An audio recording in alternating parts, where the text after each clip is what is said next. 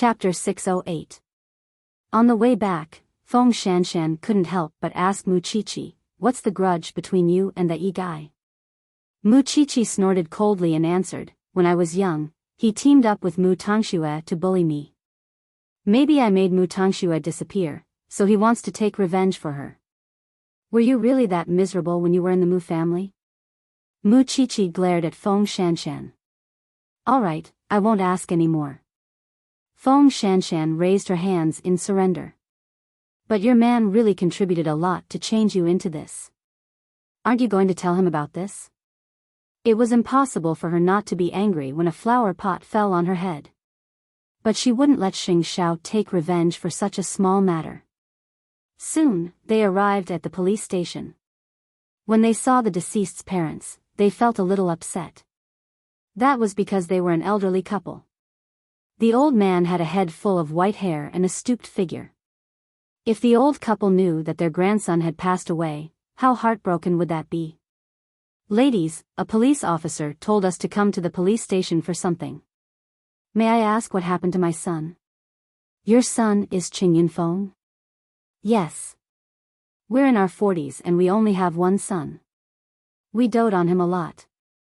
If he did anything wrong, please forgive him. He's not a bad person."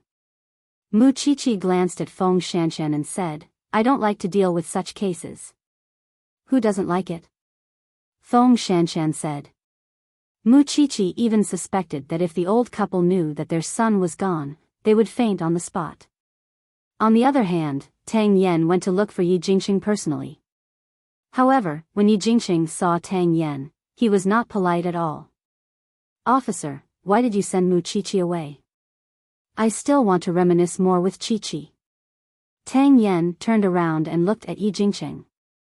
His tone was businesslike. "Mr. Yi, you don't seem to have noticed that someone has lost his life in your building. Life is so fragile now." Yi Jingqing smiled. "Officer, I thought you should be used to it. I've also heard about what happened between you and Mu Chichi. But I advise you not to attack Mu Chichi so easily before you find what you want. Otherwise, the thing you care about might suffer 10 times more than what she suffered. What do you think?" Tang Yan said in a deep voice. Yi Jingqing suddenly stopped smiling and looked at Tang Yan coldly. "You can investigate the case, but don't affect my business. The person died in the Yi group. As the leaders of the enterprise, you have an unshirkable responsibility. As for whether or not you are covering up for the murderer or anything else, I will personally come to you when I find out. I never thought that such a handsome officer would be interested in protecting Mu Chichi.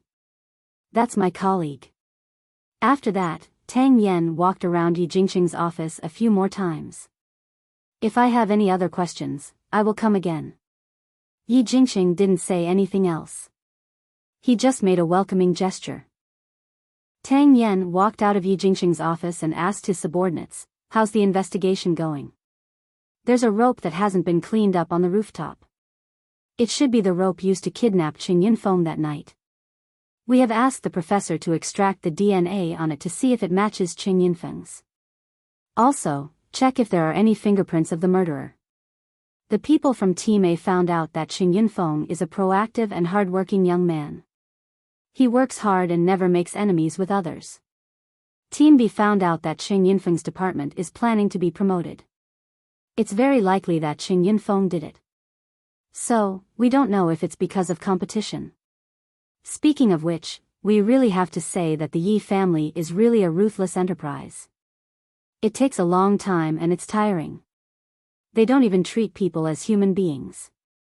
Go and investigate the employees who are competing with Qing Yunfeng. The rest of you, follow me back to the police station," Tang Yan ordered. As for Yi Jingqing, he was a bit of a hindrance. Since it was a personal grudge, he felt that this matter could be solved through private channels. They got into the police car. Tang Yan sat in the back and closed his eyes. When the others saw this, they couldn't help but say, "Captain Tang, why don't you go home and rest? We will continue to follow up. We will report to you in detail if there's any progress. I will go back to the police station to rest. You guys continue." Tang Yen nodded. When the others saw that he agreed to rest, they were a little surprised. After all, Tang Yen was a famous workaholic ever since he came to the police station. But now, he was willing to rest? His teammates didn't know that Tang Yen was injured. They thought that his investigation was going smoothly. Besides, they were all men, so they didn't notice how ugly Tang Yan's face was. When they returned to the police station, the old couple was still crying in the morgue. Mu Qiqi and Feng Shanshan were helpless. But Tang Yen said, "You can't even handle such a small matter. Go out and let me handle it." Feng Shanshan rolled her eyes. It didn't matter. However, 5 minutes after she and Mu Qiqi left, the old couple was comforted by Tang Yen. Then, he handed them over to the others. "Where are you going?" Feng Shanshan saw him leaving the morgue and quickly asked. Wasn't he halfway done? Rest. Tang Yen only replied with 2 words. Feng Shanshan almost laughed out loud. Because only she knew that Tang Yen was being obedient. However, after going to the restroom, Tang Yen still planned to call someone. That was Mu Qiqi's family. He had never seen how smart the most famous man in Jianchuan was. When he received Tang Yan's call, Xing Xiao had just finished a video conference. Seeing that it was an unfamiliar call, he waited until it rang 3 times before officially picking up. "I'm Xing Xiao. I'm Tang Yen." When he heard Tang Yan's name, Xing Xiao knew who the person was. However, it was strange that the call was actually on his phone. "Is it about the Yi family?" Xing Xiao asked Tang Yen directly. "Chief Sheng, you really live up to your name. Mu Qiqi was almost hit by a flower pot today. Yi is full of hostility toward her. He seems to be looking for someone. Do you know, Chief Sheng? Captain Tang, you can even get my phone number without asking. How can you not know what Yi is looking for?" Xing Xiao chuckled. The 2 men seemed to have a strong aura. "Are you here to remind me?" Chapter 609. Then. "Thank you for reminding me, Captain Tang," Xing Xiao said in a low voice. "But Captain Tang suddenly called me. I don't think it's just about Qi. There must be something else, right? It's so easy to talk to smart people." Actually, Tang Yen called not only to let Xing Xiao be more vigilant, but also to get Yi Jingqing's cooperation. Some things were private. The police could not interfere. But it was better for Xing Xiao to know what Yi Jingqing had done to Mu Qiqi than Mu Qiqi hiding it from him. "I can say hello to Captain Tang the next time we meet." If Lin Mu An was a half-mature lion, then Tang Yen was definitely a mature tiger. Although their paths were different, they were both solid forces that he could get to know. Since Qi was under his command, she would need Tang Yan's care in the future. So, Xing Xiao decided to do Tang Yen a favor. After all, didn't Yi Jingqing hit his heart with a flower pot? After answering Tang Yan's call, Xing Xiao answered the intercom. Su Che. Chief. Su Che had just come back and was collecting information about Yi Jingqing. "Help me do something first," Xing Xiao said. "Send a visitation card to the Yi family." "Okay." Su Che nodded. "By the way, help me prepare something." Mu Qiqi did not know that Xing Xiao had interfered in this matter. After the old couple had cried enough, she went to the police's resting area with Feng Shanshan. Currently, the old couple was answering questions from the other police officers. Mu Qiqi looked at the old couple and felt sad. They had a son in their old age, but he was gone just like that. What hope did they have for their future? I wonder what Tang Yen said to them. Hearing Feng Shanshan's nagging, he knew that she was still worried about the future of the old couple. She was such a person. She was tough on the outside but soft on the inside. Aren't you curious about what they said, Captain Tang? Yes. Feng Shanshan nodded honestly. She also had some naughty thoughts in her mind. She wanted to go to the resting room to see Tang Yen now. Perhaps Muchichi understood her expression. After all, she was experienced. So, she said to her, "Go ahead. I'll keep an eye on them for you." "He's a veteran." Feng Shanshan chuckled. After noticing that there was no one around, she slipped into the police station's shabby break room. Tang Yen leaned on the bed and closed his eyes to sleep. Feng Shanshan approached him quietly. She was about to sit beside him, but she was startled by his voice. "What are you doing here?" "I can't rest well either. I just want to know what you said to the old couple. Aren't you afraid that they'll commit suicide?" Tang Yen closed his eyes and remained silent for a while, which made Feng Shanshan think that he had fallen asleep. But just as Feng Shanshan was about to leave, he said, "Life may seem flashy on the surface, but those who live in it are very fragile and vulnerable. On the other hand, those who look like they're riddled with holes and would collapse with a single strike have hearts that are even more unyielding than you can imagine. That's because they've been tempered by life and have already become resilient. When you're free, let's go and see the old couple. I've acknowledged them as my godparents." After listening to him, Feng Shanshan suddenly understood where Tang Yan's story and his deep thoughts came from. Perhaps it was because he had seen too much and experienced too much. That was why he was like this now. "Do you always deal with such things like this?" "There are about 6 families that I'm sponsoring now. Why would I care about one more? Once you've gotten the answer you want, you can leave now." Feng Shanshan nodded and got up from the bed. "Have a good rest." But when she walked to the door, the corners of her lips curled up unconsciously. Although Tang Yen had a lot of bad habits and his behavior was strange, he could really be called a hero. Even if it was not in other people's eyes, it was in her heart. At 3:00 in the afternoon, Papa Yi arrived at Yi Holdings and told Yi Jingxing that he had received Xing Zhao's visiting card. Yi Jingxing thought that Xing Zhao's importance to Muchichi was not just a rumor. "Father, no matter what CEO Xing's intention is, I will take good care of him. Don't worry. I know you're still holding a grudge because of Tangxue. But now that you can't find her, you must cheer up. Even if you can offend the Xing family, don't provoke Xing Xiao. Since he came to you personally, it means that you've done something to make him unhappy." "I know, Father," Yi Jingxing answered calmly. "Are the police still in Yi Holdings?" "Yes. That employee did not commit suicide. So, before the case is solved, the police will come and go in Yi Holdings," Yi Jingxing answered.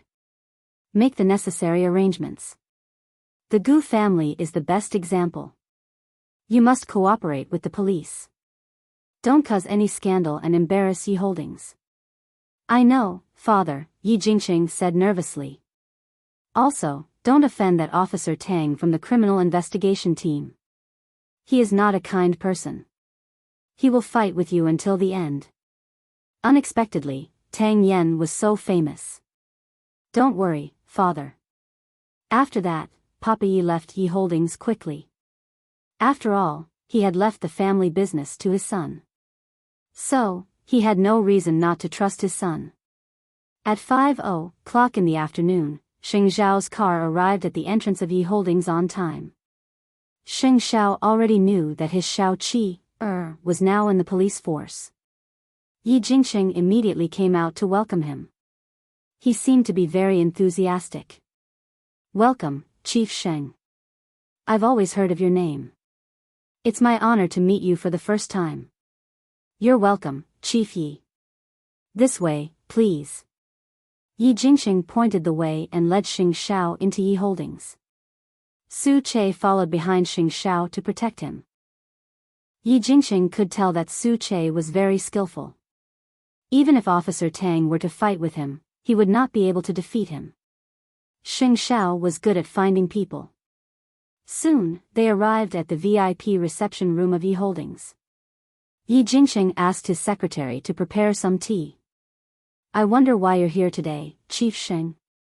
"Don't be nervous, CEO Yi. I'm here for a private matter. I know you're looking for Mu Tangxue. Do you have any clues?" Xing Xiao went straight to the point. Yi Jingqing could not guess what Xing Xiao was going to do. So, he laughed. Could it be that the stingy Muqiqi told on me? Chapter 610. Look, it's just a small matter. There's no need for you to come personally. You can just give me a call. Yi Jingqing laughed. Of course, he tried to make Xing Xiao unable to see through him, but he was too inexperienced in front of Xing Xiao.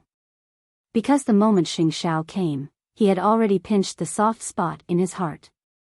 Mu Tangxue. Until now, he had not found Mu Tangxue's whereabouts. This did not rule out the possibility that Mu Tangxue was still under Xing Xiao's surveillance. Tang Yan was right. No matter how much he hated Muqiqi now, he could not make things difficult for her. If Mu Tangxue was really in Xing Xiao's hands, she would definitely suffer more. And Tang Yan was not someone to be trifled with. Since it was not Muqiqi who told Xing Xiao about it, it must be Tang Yan. Since you're so straightforward, it's fine. I will help you find Mu Tangxue's whereabouts. Thank you very much, Chief Sheng. I heard that you've just returned to China. If you need anything, you can come to Zhongdeng. Since we're done here, it's time for me to go. Let me send you off. With just a few words, Xing Xiao had made it clear to Yi Jingqing what he should say and show his attitude. Yi Jingqing could not handle it at all. No wonder Muqiqi had changed so much in 2 years. With such a powerful teacher by her side, of course, she could do whatever she wanted. And he knew that it was impossible to threaten the police and make Muqiqi compromise. If he wanted to find Mu Tangxue, he had to think of other ways. Threatening the police was not a long-term solution. After all, the murder happened in the staff dormitory of Yi Holdings. Xing Xiao only went in for 5 minutes. But when he left, he asked Su Che, "Is everything done?" "Don't worry, Chief."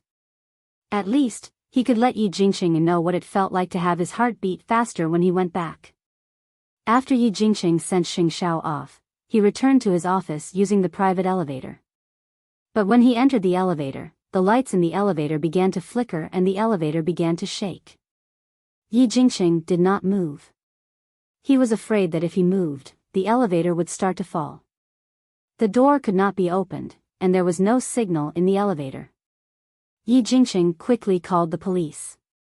After almost half an hour, the elevator door finally opened. Yi Jingqing stood there awkwardly. He wondered if he was so unlucky because he met Xing Xiao. Xing Xiao was indeed ruthless. He was avenging Muqiqi for the flower pot. In the evening, when Tang Yan went to Yi Holdings again, he was told by his subordinates that Yi Jingqing was much more cooperative and polite. He also heard that Xing Xiao came in the afternoon. That was why it was a piece of cake for Xing Xiao. Any new developments? Qing Yunfeng is really a very hard-working young man, but this time, he's competing with an old employee of the Yi Group. His name is Li Zhe. We've asked Li Zhe about it. On the night of the incident, he was at home with the child. He has sufficient alibi, so Qing Yunfeng's death should have nothing to do with him. Anything else? Tang Yan asked. We've asked the employees of Yi Holdings. They are not allowed to go up to the rooftop. And there are no surveillance cameras up there. When the incident happened, it was early in the morning, which means anyone could have done it. I'm afraid it's very difficult to investigate without any clues. After all, Yi Holdings has thousands of employees. So, we still have to investigate Qing Yunfeng's interpersonal relationships. Also, have you found the source of the rope? Tang Yan asked as he walked to Yi Holdings. That kind of rope can be seen everywhere in Yi Holdings factories. And on the rope, there are no suspicious traces except for Qing Yunfeng's DNA. Tang Yan did not say anything more. He went to the scene again. Qing Yunfeng was tied up and thrown down from a high place. To throw a 70-kilogram man to such a place, he must be strong and tall. Moreover, he must have a certain level of cultural knowledge. At least, he must know how to counter-investigate. With these conditions, he could actually choose from the employees of Yi Holdings. So, Tang Yen went to Yi Jingqing's office again. Sorry to disturb you. What do you need this time, Captain Tang? A list of your employees and their detailed resumes, Tang Yen replied. If possible, please provide the relevant surveillance cameras. That's easy. But, I didn't know that Captain Tang knew a big shot like CEO Sheng. Yi Jingqing's words were obviously sarcastic. However, Tang Yen did not respond. Instead, he said, if CEO Yi could cooperate earlier, everything would be simple. I'll ask someone to prepare what you want later. Thank you. Having said that, Tang Yen was about to leave, but Yi Jingqing stopped him. I wonder if it's illegal to restrict someone's freedom of movement. Tang Yen, of course, knew what he was talking about. So, he replied calmly, show me the evidence first. It's a pity that Captain Tang is not on my side. I don't belong to any side. My duty is to investigate the case. Tang Yen was very confident, and his words were ruthless. The pressure he gave people was different from Xing Shao. His ruthlessness was that he would fight to the death with you. In order to solve the case, he would do whatever it took. He would not give you any breathing space. At the same time, he would not tolerate any criminal acts. If Tang Yen and Xing Shao were friends, such a combination would be really scary. Late at night, Xing Shao went to the police station to pick Mu Qiqi up. The moment he saw her, he hugged her and asked, "Don't you have anything to say to me?" Mu Qiqi thought for a while and looked at Xing Zhao's eyes. She knew that this man must have known something. I was hit by a flower pot, but I didn't get hit. What did I teach you? Of course, I won't let this happen. But, Xiao, my current identity doesn't allow me to do things like an eye for an eye. But, it doesn't mean that I won't remember this. I will always find a chance. I've already avenged you. Xing Shao pushed Mu Qiqi's head. Why would I wait for you to find a chance? Have you met Yi Jingqing? Your captain called me personally. I have to do him a favor, explained Xing Shao. You mean, Tang Yen? Why does he have your number? It's easy for him to investigate. Xing Shao hugged her and leaned against the cushion. This person seems quite interesting. Are you interested? Mu Qiqi asked. He can also play a part in protecting you. Tang Yen and Xing Zhao's meeting was a story for another time. But, with this pleasant cooperation, he believed that they would get to know each other better in the future. Chapter 6:11. Mu Qiqi looked at Xing Shao seriously. You've gone to look for Mu Tangxue, haven't you? She's missing. There's no news yet, Xing Shao answered. It's New Year's Eve in 2 days. Come home early these few days. Mu Qiqi nodded when she remembered that she had to attend the state banquet on New Year's Eve. I remember. Still, the wedding ring was still in her arms. Why did she feel that it was so difficult to give it away? In fact, Xing Shao was also waiting. How long would this little one hide the ring? Mu Qiqi thought that it was better to plan it as soon as possible. So, when Xing Shao went to the study to deal with some matters, Mu Qiqi called Lu Qianqian. Lu Qianqian was definitely better than Feng Shanshan when it came to such matters. Wow, my busy man, I haven't seen you since your birthday. It's been almost a month, and I haven't given you the birthday present I prepared for you yet, Lu Qianqian said on the other end of the phone. Qianqian, I have something to ask you. All right. Go ahead. Lu Qianqian smiled as she sat in front of her dressing table. I want to give Xiao something formal. Can you help me think of a way? After hearing Mu Qiqi's request for help, Lu Qianqian couldn't help but laugh. With your man's character, you just need to take the things out. Even if he says he doesn't like it, he will be very happy in his heart. It's different this time. It's our wedding ring, Mu Qiqi said. I've never done anything to coax him. I want him to be happy too. Isn't that simple? You just have to follow your heart, right? Think about it. You've been together for more than 2 years. Have you forgotten how it felt when you first liked him? How can you show your sincerity by asking me? She had been spoiled rotten by Xing Xiao over the last 2 years. She was used to being loved. She could not even remember what she had done for Xing Xiao over the last 2 years. Am I not good enough? All right. I know you want to show your heart to your Xing CEO. Think of a way. Let's have a meal together when we have time. I haven't eaten with you for a long time.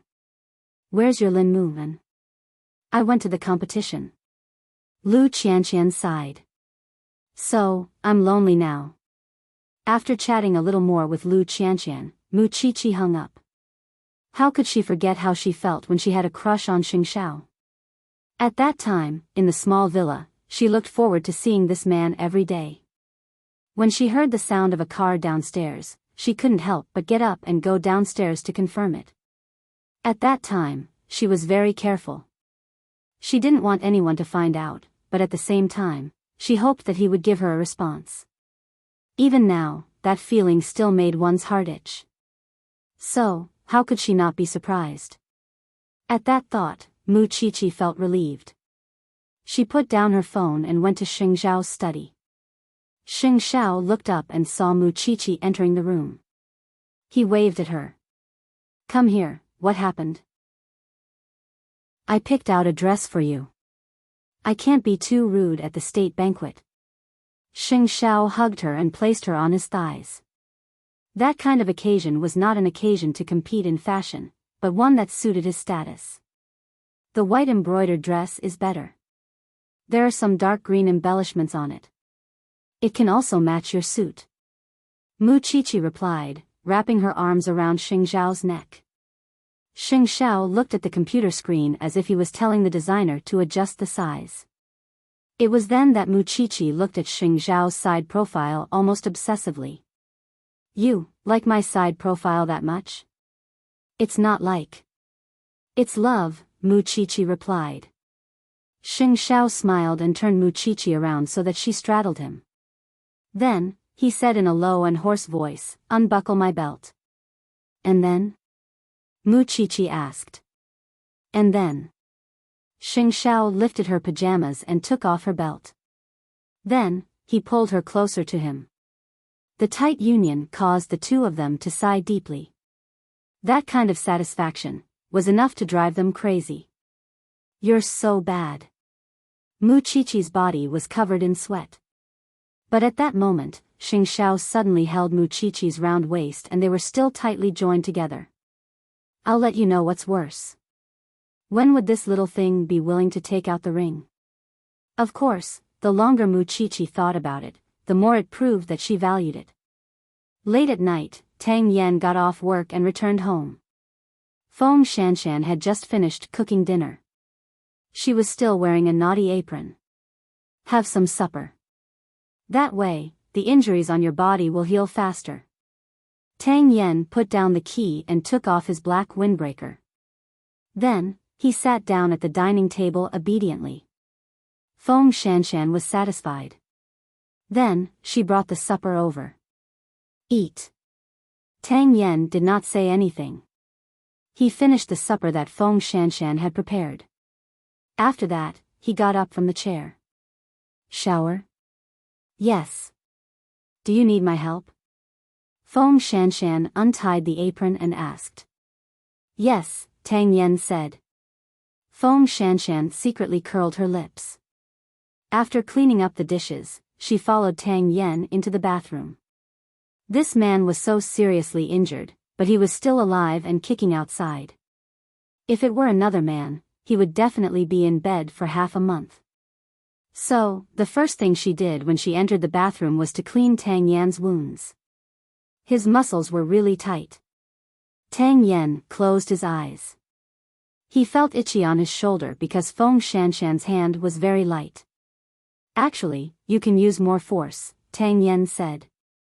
He could not stand it anymore. So, you called Xing Xiao about Yi Jingqing? When did it happen? Feng Shanshan used more force and asked. Before you came in at noon, Tang Yan answered. I didn't expect that you could ask Xing Xiao for help. This could be considered as an eye-opener for Feng Shanshan. Therefore, she felt that this man might be more complicated than she had imagined. After bandaging the wound, Feng Shanshan walked in front of Tang Yen and helped him wipe his body. Perhaps this man was afraid that she would feel awkward, so he closed his eyes and pretended to be resting. His body was really perfect. Feng Shanshan felt that there was nothing she was unwilling to do for such a body. However, their relationship was still very strange. Feng Shanshan did not feel that there was any difference between her and his wife. After the shower, Tang Yen leaned on the sofa and slept. But at this time, the property management came knocking on the door. Usually, it was a man who opened the door. Today, it was a woman. She said, "You must be Mr. Tang's girlfriend." "Hello, someone sent something to the property management. We are here to deliver it to you." Feng Shanshan was too lazy to explain, so she took the thing. "Thank you." Chapter 6:12. It's for you. Feng Shanshan walked to him and put it on the coffee table. "Open it," Tang Yen said with his eyes closed. Feng Shanshan thought that Tang Yen was a serious man. But when she opened the box, she realized how naive she was. It was full of Mr. Du. How flirtatious was this man? Since he bought so many of them, did it mean that he planned to live happily with her for a long time? Thinking of this, Feng Shanshan quietly brought the box to the bedroom. Then, she took out all the boxes of Mr. Du and put them neatly in the drawer. Feng Shanshan thought that he was obedient. Otherwise, with his workaholic character, he would still be investigating Cheng Yunfeng's case in the staff dormitory. She wondered what the expressions of the police officers would be like if they knew that their serious and scary Captain Tang was being suppressed by a little girl. Late at night, it was snowing all over Jianchuan. Yi Jingqing carried his briefcase home. Unexpectedly, Papa Yi was waiting for him in the living room. "Father, what did Xing Xiao tell you when he came today?" Papa Yi tilted his head and took off the glasses on the bridge of his nose. "He heard that Mu Qiqi and I are old friends, so he came to have a look," Yi Jingqing explained. "Is it that simple?" Papa Yi did not believe it. "You and Mu Tangxue were close when we were young. You bullied Mu Qiqi for her many times." "I know that. Now that Mu Tangxue has lost her reputation because of Mu Qiqi, are you willing to give up on her?" Indeed, no one knew his son better than his father. "It's been so long since Mu Tangshua's matter. Can't you just give up? When you were studying abroad, I was afraid that you would be distracted, so I didn't tell you about what happened to the Mu family. In the end, you got yourself into a dead end. Can't you just let bygones be bygones?" "Father, I know what I'm doing," Yi Jingqing said with a smile. Papa Yi took a deep breath and said helplessly, "I'm afraid that you are no match for Xing Xiao." Yi Jingqing did not say anything and went back to his room. But when he sat on the bed and looked at the photo of him and Mu Tangxue, he did not feel good. Even if Mu Tangxue had made a grave mistake, he would forgive her because he had always liked that flamboyant little girl. They were both twin sisters, but why did Mu Qiqi get to live the best life while his Tangxue had to suffer? Even now, there was no way to determine whether she was dead or alive. This isn't fair. Therefore, even if he had to give it his all, even if he had to sacrifice his life, he had to get justice for the girl he loved. The next day, Yi Group's employee screening had preliminary results. Among them, there were 3 men who met the conditions of criminal suspects. However, these 3 suspects either had nothing to do with Qing Yunfeng or had an alibi. The case seemed to have fallen into a mystery once again. "Captain Tang, the clue is broken again." Tang Yen turned around and looked at Yi Jingqing. For a moment, he felt Yi Jingqing's lips curl up. "President Yi doesn't seem to want us to find out the truth." "What are you talking about?" "With Captain Tang's ability, it's only a matter of time before we find the real culprit." "I have no doubt about that. It's just that in this situation, if you need any other assistance, not at the moment." "I'll look for you if I need anything," Tang Yen said with his arms crossed. Then, they returned to the police station. They wanted to go through the case again to see if there was anything they had overlooked. At this time, Tang Yan asked Muqiqi and Feng Shanshan to join the discussion. After all, these two were not only talented in forensics, but they were also good at discovering details. The staff dormitory of Yi Group is not open to the public. On the contrary, they are quite strict with the staff. In other words, it's almost impossible to sneak into the dormitory because they have a strict registration system. The surveillance cameras did not find any outsiders entering the dormitory. But the analysts did not find any suspects among the staff of Yi Group. So, I want to hear your opinion. After hearing Tang Yan's words, Muqiqi looked at the projector behind him. Have you noticed this person? Everyone turned to look at the person Muqiqi was pointing at. In the projector, the man was tall and was wearing a security guard's uniform. He was closing the door of the dormitory. Tang Yan immediately realized that there was no such person in the staff information given to him by Yi Group. In other words, they had missed something. So, Tang Yan immediately said to the information analyst, "Get this person's information now." "Okay, Captain Tang." After giving the order, Tang Yan looked at Muqiqi and said, "The young master of the Yi family doesn't seem to want us to solve the case." "I'm sorry, Captain Tang. I implicated the police because of our personal grudges. But you still found out." With that, Tang Yan led the team out again. Feng Shanshan looked at Muqiqi and shrugged. "Now, CEO Yi won't have a chance to cause you trouble. He must be very sad." Muqiqi snorted coldly. People who want revenge can create opportunities even if they don't have a chance. Then, you have to be careful. Yi Jingxing did want to hide it from the police. Yi Group did not only have official staff, but also new staff and temporary staff. But he did not expect the police to investigate so quickly. And they had learned that the guard had a quarrel with Qing Yunfeng before. In addition, he could not explain his whereabouts on the night of the incident. So, the police brought him back to the police station for interrogation. But before leaving, Tang Yan looked at Yi Jingxing and said, "It seems that CEO Yi likes to play hide-and-seek with the police." "Captain Tang, you must be joking." "How can I? Do you know who found this person?" "Muqiqi." Tang Yan looked at Yi Jingxing. "Don't underestimate her ability. Isn't it good that the police can solve the case? Yi Group can also recover as soon as possible." Tang Yan looked at Yi Jingxing deeply. "Recover as before? I'm afraid not." Yi Jingxing knew very well that he came back to China to stir up trouble. He would appear wherever there was a chance to get Muqiqi and Xing Shao. "I hope that Yi Group can cooperate and make a statement. Sorry to bother you." Having said that, Tang Yan left with the team. Yi Jingxing watched Tang Yan leave with his men. His eyes flashed. This was just the beginning. After the man was arrested, the interrogation soon came to a conclusion. "I didn't expect that the reason for killing could be so simple. Because Qing Yunfeng worked very hard, it was always late at night when he returned to the dormitory. But this man was too lazy to open the door for Qing Yunfeng, so he asked for a reward." Chapter 613. If that old couple knew that their son was thrown off the rooftop because of this, they would definitely be devastated. Feng Shanshan sighed. This is the most pitiful part. But no matter what, the criminal is finally arrested, Muqiqi said with her arms crossed. "How did you notice the guard?" "I also looked through their employee information, but I didn't see this person's photo," Muqiqi replied. Feng Shanshan gave Muqiqi a thumbs up. At the same time, she received a message from Tang Yan. "Let's go see that old couple in the afternoon." "Just us two?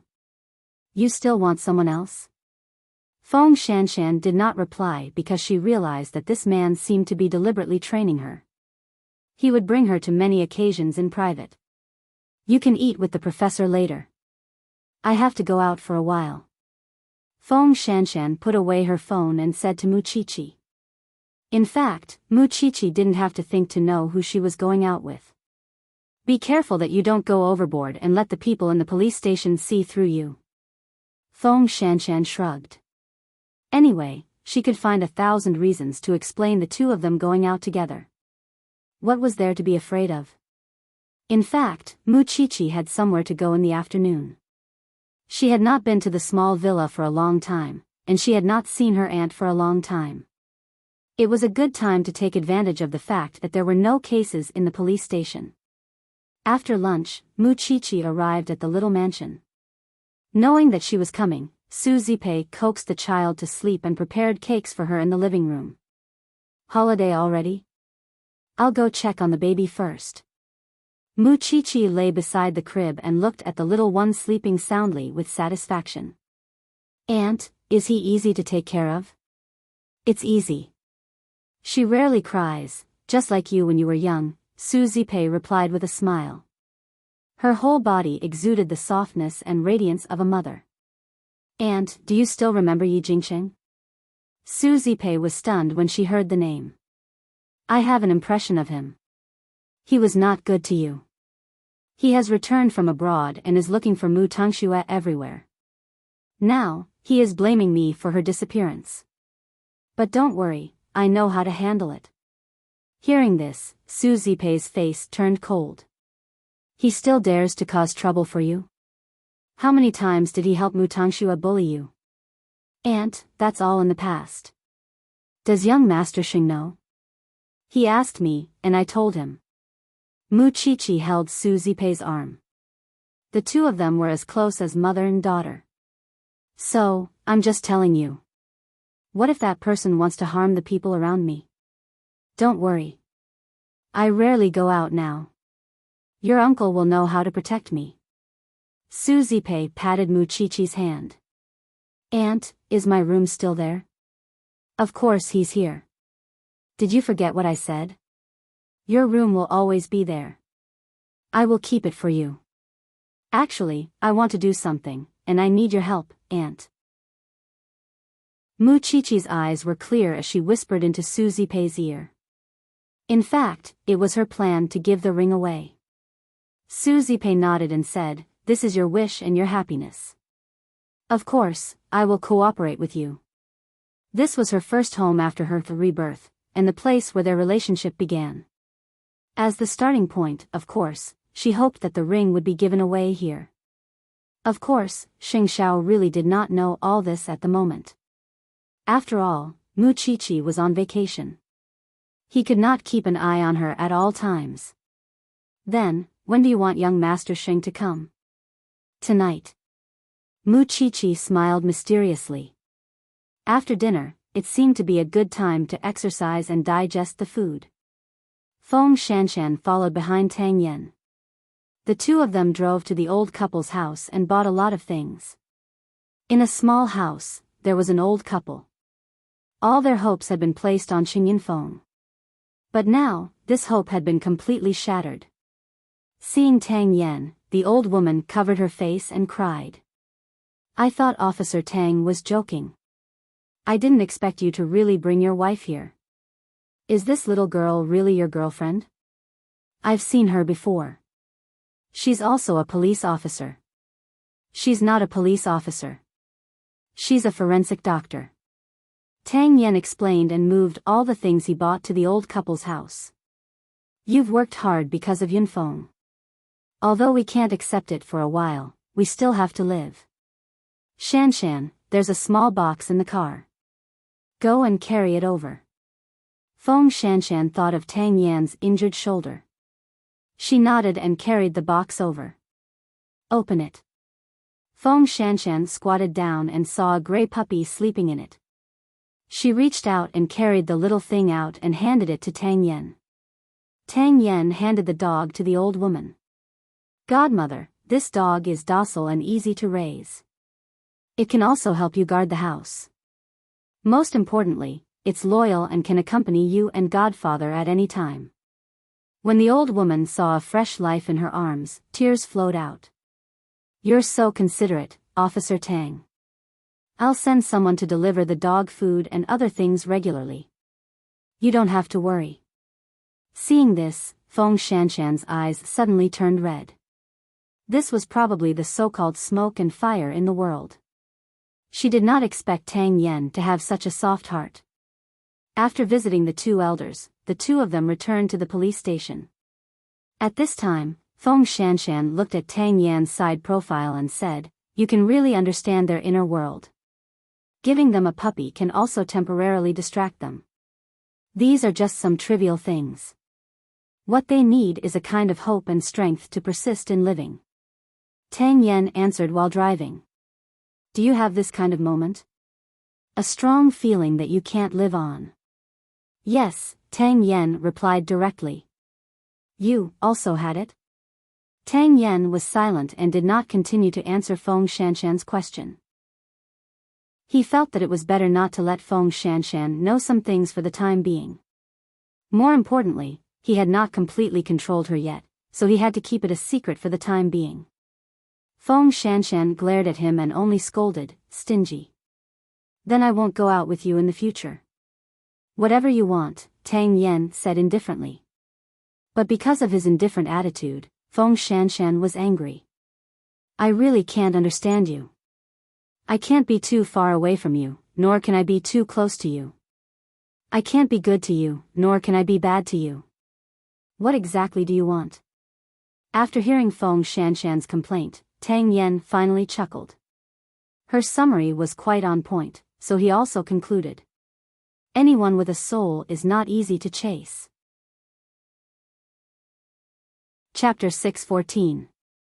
Tang Yen stopped talking, which made Feng Shanshan even more speechless.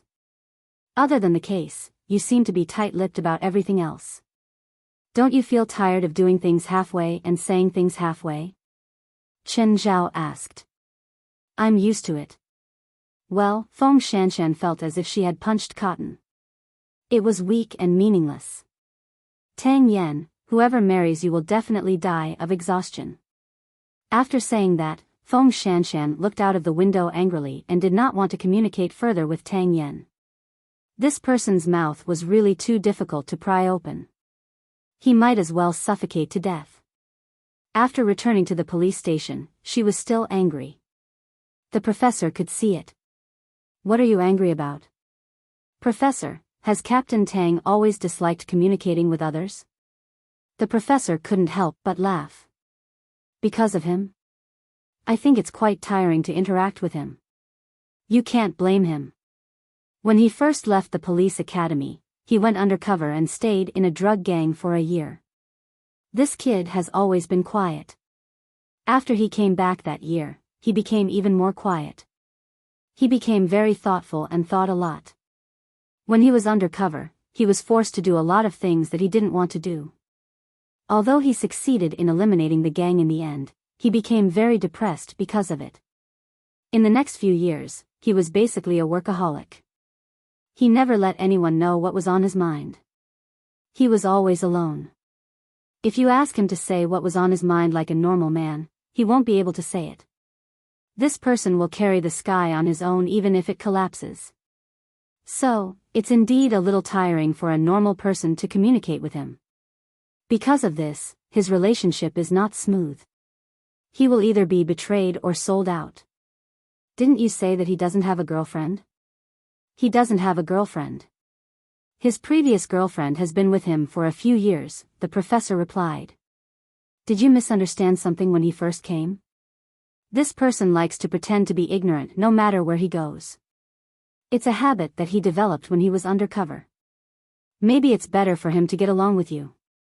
If I accidentally said something and caused a misunderstanding, it must be to make him seem friendlier. Since you don't like him, it doesn't matter. It doesn't matter if you know." Feng Shanshan wouldn't tell the professor that she had always thought that with Tang Yan's EQ, he was still a pure man. How did his last girlfriend die? That kid was too busy, so he went out to find someone else to have an affair. He contracted an illness and died. The professor said casually, "He was just like that." There was nothing he could do about it. After knowing about this, he used his own money to treat the girl's illness. After she passed away, he set up a tombstone and sometimes went to take a look. Feng Shanshan fell silent after hearing that. She felt that she was being very unreasonable. In Tang Yan's eyes, she was a delicate woman, wasn't she? That was why he could go to work the next day after being shot and ignore his own pain. Thinking of this, Feng Shanshan felt that the pain she had suffered was not even worth mentioning. She had just been hurt by a man like that, and she wanted to die.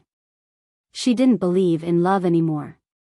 Tang Yan, who had been betrayed, still had to grit his teeth and treat her. In his heart, what did he think about feelings? Feng Shanshan felt that she really couldn't get close to him anymore. This man was like a bottomless black hole. The more she explored, the more she couldn't find the answer, and the more she wanted to go deeper. In the evening, Xing Xiao just got off work. He wanted to call Muqiqi to ask where she was, but he received a call from Su Zipei. "Young Master Sheng, are you free? Something happened over here. Can I trouble you to come over for a bit?" "I can't tell Chi-Chi." "Okay, I'll be there in half an hour," Xing Xiao replied. "Thank you." Su Zipei rarely took the initiative to call him, unless it was about Muqiqi. This also proved that Su Zipei was really in trouble. That was why she took the initiative to ask him for help. So, he gave Muqiqi a call. "Where are you?" "In the team," Muqiqi replied casually. "When are you going home?" "I'll ask Su Che to pick you up. It might be a little late."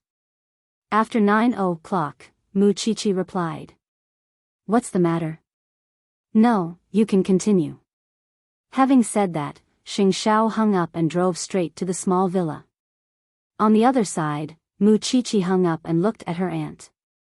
"He's coming, it's already dark, and it might snow later. You should remind him to come slowly." Su Zipei patted Muqiqi's cheek. "Go get ready." This time, Xing Xiao really did not expect that it was the little one's trick. He really thought that something really happened to Su Zipei. When he rushed to the small villa, he discovered that the garden outside the small villa was filled with little light bulbs that looked like stars. There was an open-top dining car parked in front of the villa, its hood filled with red roses and scented candles. It was a small paradise. And opposite the dining car hung Muqiqi's love letter. Xing Xiao chuckled. He did not expect that the ceremony he had been longing for would come so soon. But Muqiqi was not there, and there was an arrow on the ground that pointed to the love letter. Xing Xiao walked to it and took the letter, but he would never have imagined that Muqiqi had written the letter while fantasizing about confessing her love to him. "Xiao. Brother? Actually, I'd rather call you Xiao Xiao. However, I know that you probably don't fancy a little girl like me. You only brought me back to thank me for saving you. You definitely don't know how enchanting you are. I should have spent every day and night after my rebirth on dealing with Mu Tangxue, but I realized that I'm more attached to something I can't let go of, and that is to be by your side as much as possible. You definitely don't know that I like you in secret, do you? I want you to know, but I'm afraid that you would know. What should I do if you don't like me, or even hate me? I'm afraid that my aunt would know, and that she would think that I like my benefactor and bite the hand that feeds me. When I see you, I want to get close to you. I even dream of you, dream of being intimate with you, but you're so unpredictable and uncontrollable.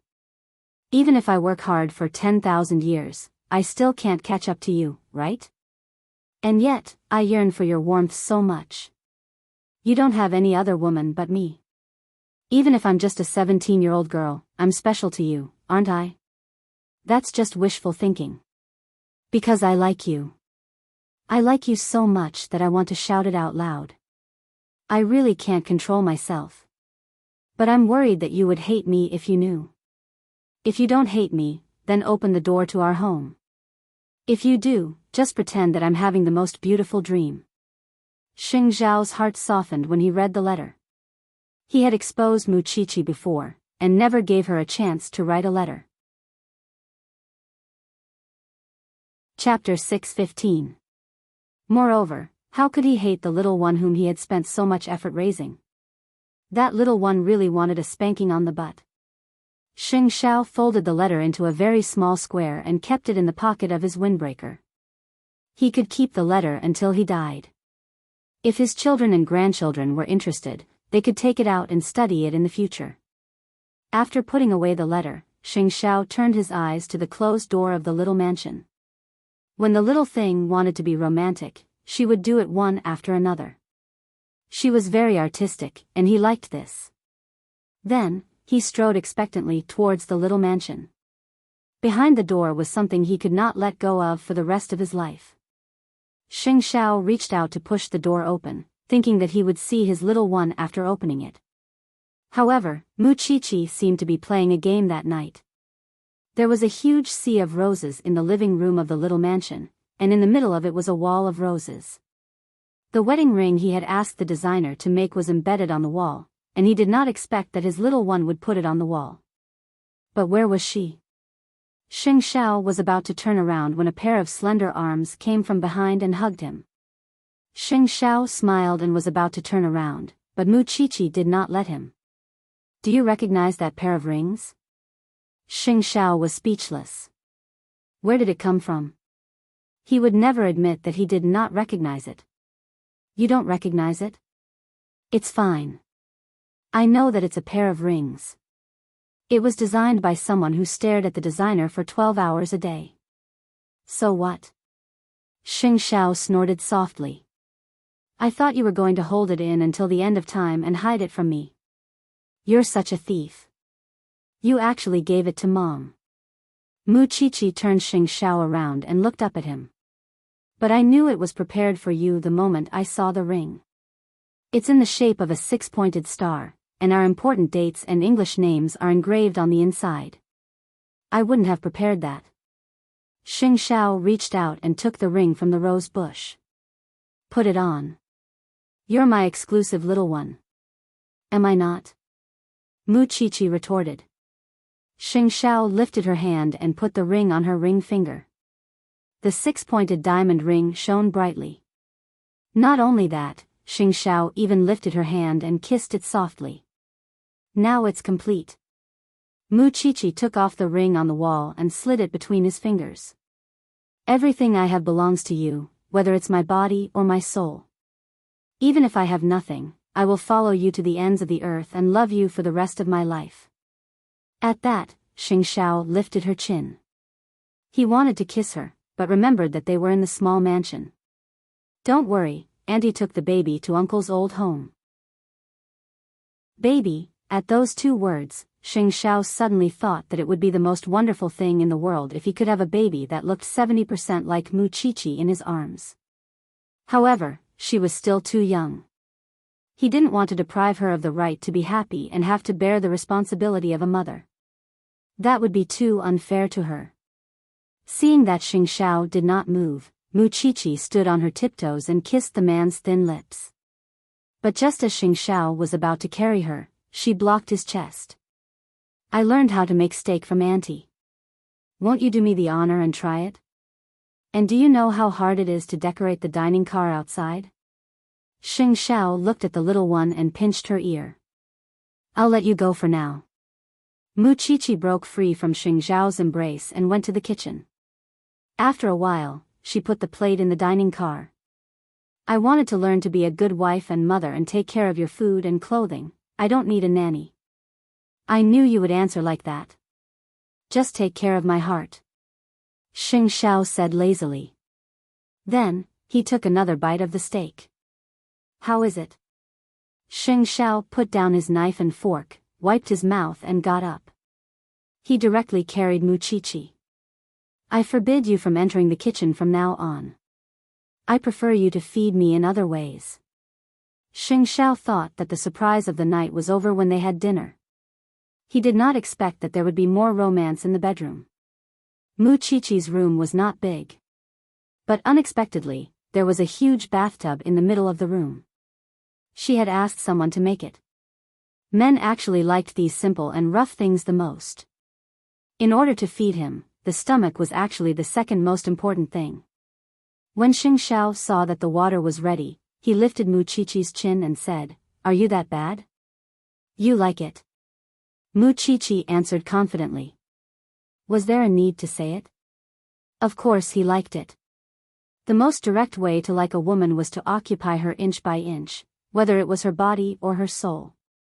In general, he liked it when the little one would open up for him from time to time. Because for him, what else in this world could please him? It was nothing more than doing the happiest thing in the world with the little one. Tonight, the little mansion was full of romance and ambiguity. Mu Chichi thought that she did not have to look at the taillights of Xing Zhao's car like she said in the confession letter. Because now, the man was beside her, inside her body. At the same time, Feng Shanshan was watching TV alone in the living room. Because she could finally understand what it meant to be awkward. She had learned a lot about Tang Yan from the professor during the day. Now that she was looking at the person in question, she did not know how to face Tang Yan. She did not know whether she should be good to him or not. But just as she was thinking seriously, Tang Yan's doorbell rang. Feng Shanshan thought it was the property management again, so she went to open the door barefoot. But she saw a man and a woman standing outside the door. Their expressions were also very surprised. Who are you? Feng Shanshan was stunned for a moment, but she could feel the hostility from the other party. I'm just a tenant. Feng Shanshan casually made up an identity. But what kind of person was Tang Yan? He was a neat freak and he disliked people entering his house the most. It would be strange if he had a tenant. At this time, Tang Yan also came out of the study. When he saw the two people outside the door, he frowned. Your guest. Come in, Tang Yan said directly. The two of them rushed into Tang Yan's living room. But a few minutes later, they started arguing. It was mainly the woman's voice. It's only been 2 years since Shao Jia passed away, and you already have a new lover? And you even brought her home. This is the house you bought for Shao Jia. How can there be another woman here? Feng Shanshan was speechless. Damn it. Couldn't they be quieter when they were arguing? She could not even focus on the TV. Chapter 6:16. Last month, we lost some money in business. We wanted to ask for Shao Jia's bank card back. Hasn't it been kept by you? Tang Yan looked up at his ex-girlfriend's brother and sister-in-law with a cold expression. I don't have her bank card here. Nonsense. When you bought this house, she said that she gave the card to you and asked you to be in charge of the renovation, Ren Jia's brother said. I returned it to her. I didn't use a single cent of her money for everything here, Tang Yan replied. Tang Yan, I didn't expect you to be such a person. Shao Jia is already gone. Shouldn't you return what belongs to her to us? After all, we're her family. Feng Shanshan couldn't take it anymore, so she pushed the door open and entered the study. She said to the two of them, I think you can try asking another man where your sister's money was spent. When the two of them heard this, their faces turned red. Tang Yan, I didn't expect you to say such a thing. He didn't tell me. He never mentioned your sister at all. Feng Shanshan crossed her arms and looked like she was watching a show. I don't know how you have the face to come here. Actually, this is good. Shouldn't your family pay for your sister's medical expenses? Tang Yan even paid for it. After all, you're her family. The two of them didn't expect Feng Shanshan to be so eloquent. They were speechless.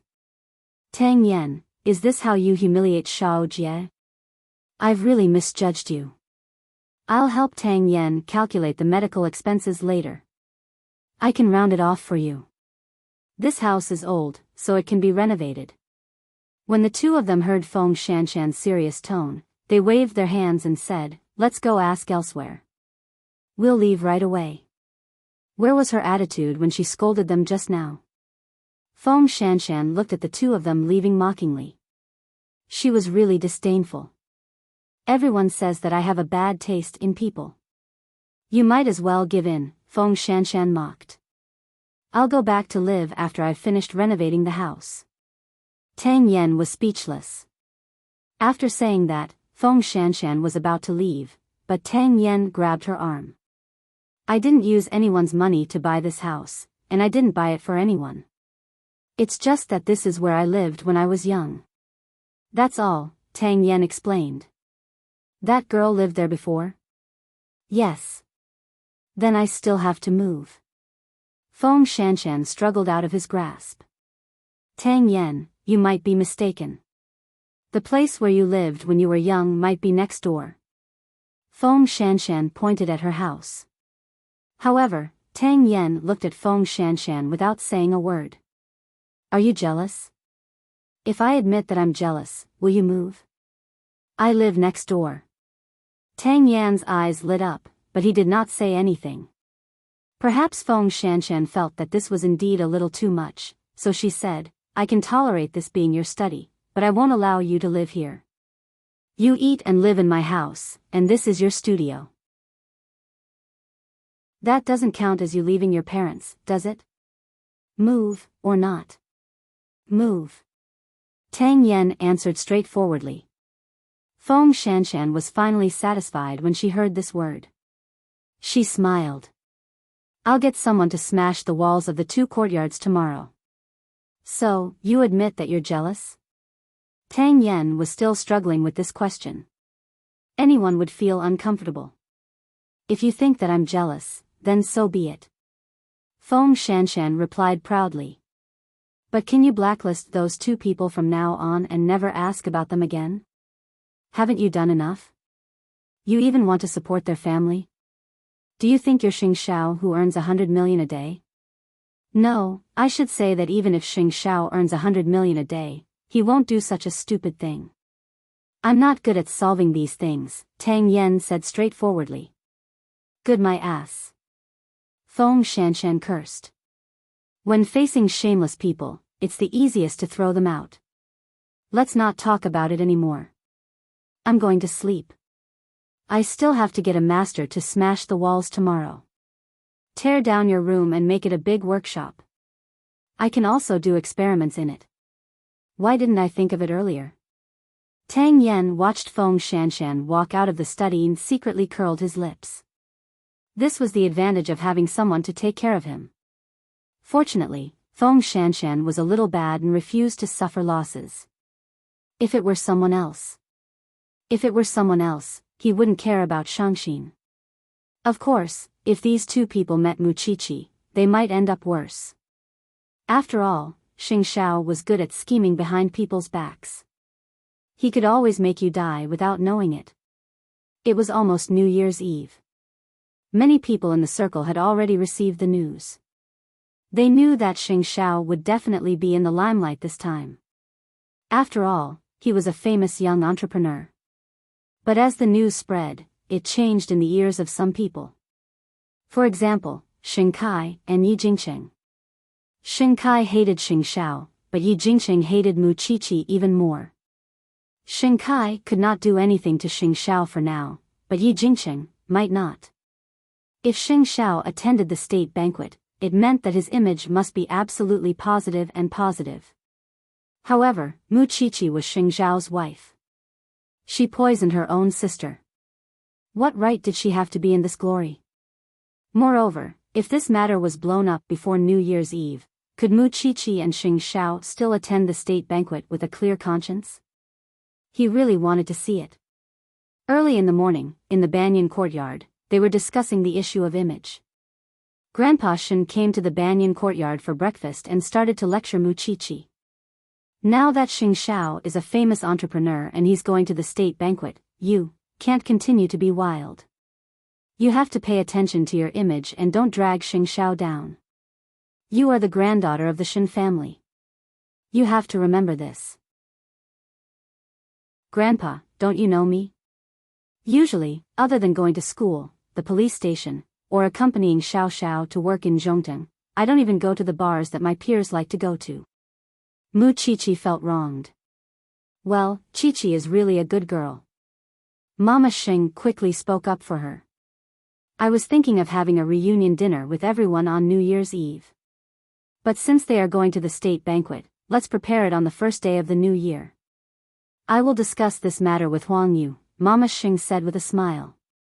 Muchichi probably did not expect that she would be mired in a scandal after promising Grandpa Shen in the morning. Still, Muchichi wasn't a pushover now. At 10:00 in the morning, the criminal investigation team received a report about a murder case in the slums. A girl in her 20s was burned into charcoal. Why did the slums come to us to report it? Where's the police in the district? The team members complained helplessly.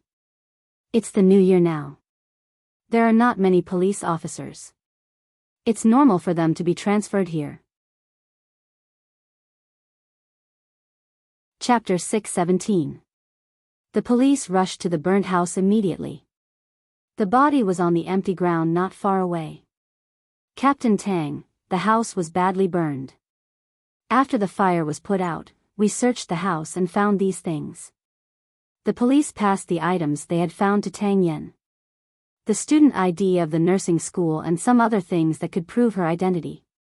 But that was not the most important thing. According to the student ID, the girl's name was Mu Tangxue. Everyone was shocked when they saw it. Wasn't this Muchichi's sister? Coincidentally, Feng Shanshan was smashing the wall at home today, and Muchichi was preparing for the state banquet at home. So, it was the senior from the forensics team who went out to the field.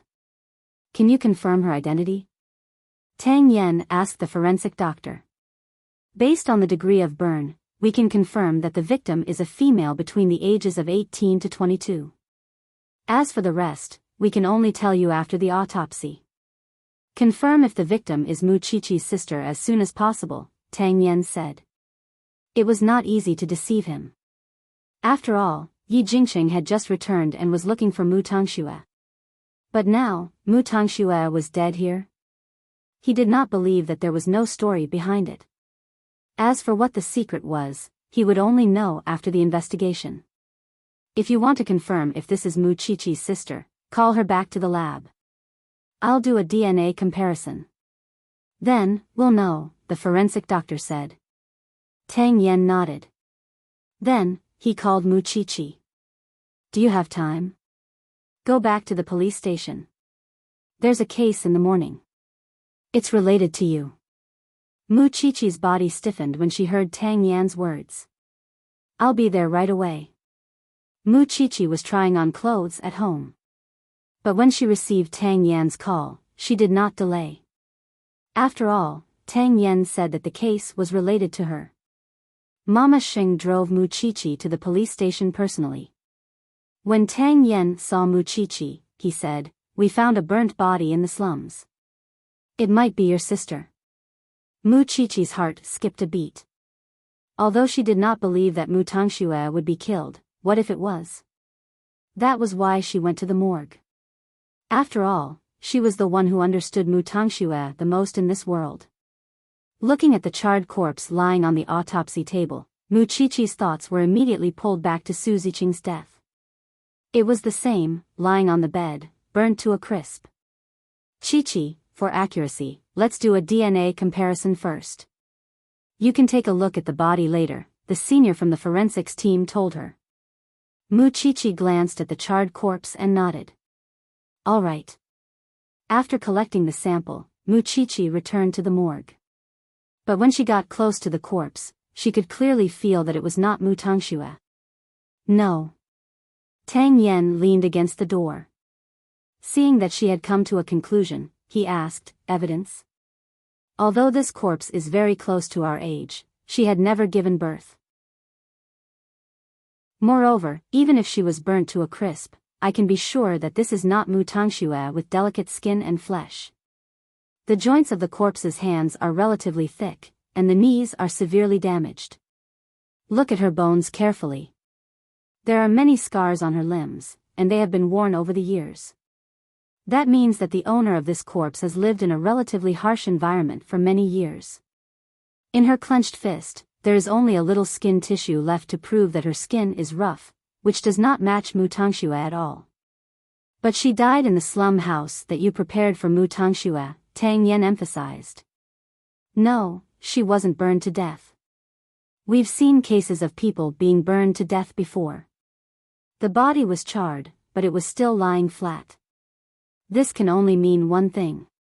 When the fire started, she was no longer breathing. We can also draw this conclusion from her nose and lungs, Muchichi said. You still don't understand what I mean. Tang Yen looked at Muchichi seriously. Someone set up a trap to lure you. They are targeting you. What you need to know now is the motive of this person. Captain Tang suspects that someone found the corpse and pretended to be Mu Tangxue to cause trouble. It's easy to find out whether they killed someone or stole the corpse. But you have to know what the person behind this is trying to do as soon as possible. You might be able to guess who the person behind this is. After all, he is the only one who wants to contact Mu Tangxue. But I don't have a clue what he wants to do. Muchichi thought about it carefully and answered. This matter does not belong to our jurisdiction. Another team will come and take over soon. Although the informant called us, in principle, we have to hand over the case. After all, this is not a special case. I understand, Captain Tang. That's why I asked you to come over for the autopsy. I want you to be mentally prepared. While the two of them were talking, the team in charge of the burnt corpse case had already arrived at the entrance of the police station. Seeing Muchichi, the captain smiled and said, I heard that the person who died is your sister. I've examined the corpse. It's not her. Our forensics team will give me an answer whether it's true or not. We don't need your team to worry about the cases in our jurisdiction. At the same time, Muchichi, you should go back with me and help with the investigation. After all, that house is where your sister used to live, and the things found in it all point to your sister. We've already done a DNA comparison. It will be out soon, the senior from the forensics team interrupted. Then we'll talk about it when it's out. Having said that, he turned around and left. His tone was arrogant and very annoying. It seems that the police there will not give us any face. Not long after Tang Yen finished speaking, Mu Tangxue's case became a hot topic in the afternoon. After all, Muchichi and Xing Xiao had always been famous in Jianchuan. Moreover, the matter between her, the Mu family, and Mu Tangxue was a hot topic that everyone knew. So, once something happened to Mu Tangxue, the matter immediately started to spread. Her sister's tragic death is related to the grudge of the past. Mu Tangxue's death might be related to her sister. A thought in heaven and a thought in hell. Her sister enjoyed a happy life, but she lost her life. They did not dare to directly mention Xing Zhao's name, but it was not much better. The conspiracy theories and speculations were nothing more than to attract the attention of the public. They wanted to ride on the popularity.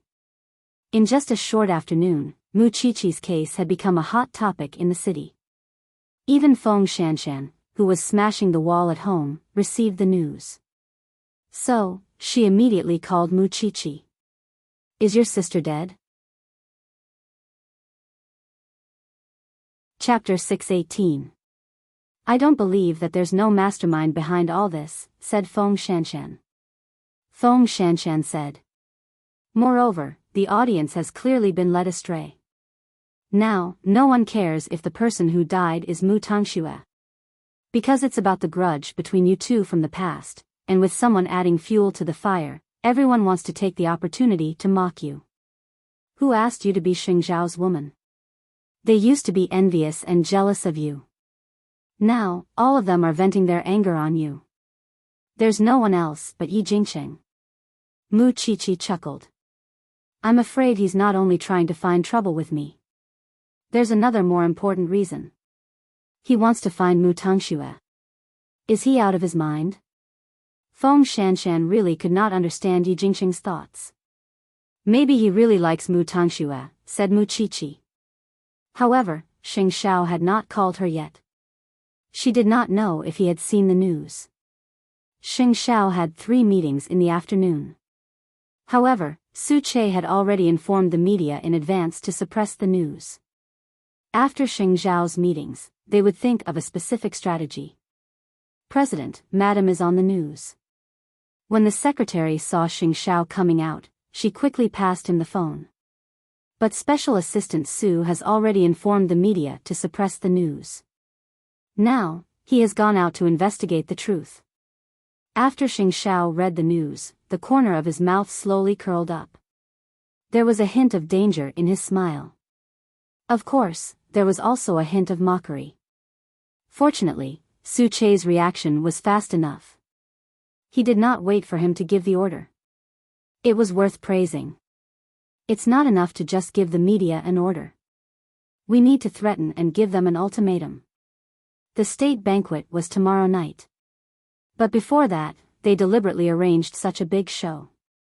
Was it to stop his little one from attending the banquet? Or was it to threaten him to hand over Mu Tongxue? Thinking of this, Xing Xiao immediately called Mu Qiqi. Where are you? In the police station, answered Mu Qiqi. Have you seen the news? The body is not Mu Tongxue, right? You know? Mu Qiqi exclaimed. Then, she realized something like this could not be hidden from Xing Xiao's eyes. Someone is deliberately trying to pull me out of the water. Xiao Xiao, Grandpa called me just now. I think he's right.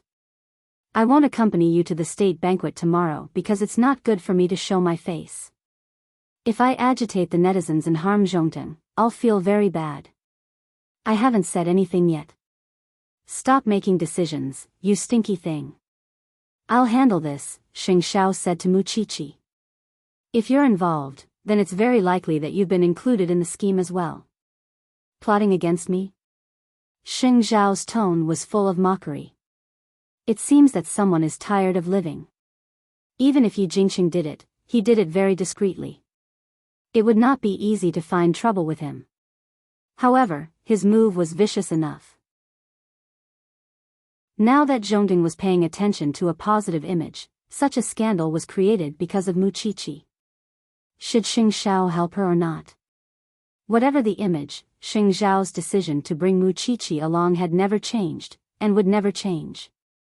Even when secretary he called him and advised him to be careful, he did not change his mind about bringing Mu Qiqi along. Brother, think about it carefully. If you really want to bring sister-in-law to the state banquet, then you have to solve her scandal within a day. Otherwise, if she goes to the state banquet, won't it be a slap to everyone's face? You have to know that such an occasion is not an ordinary banquet. I know. Don't worry.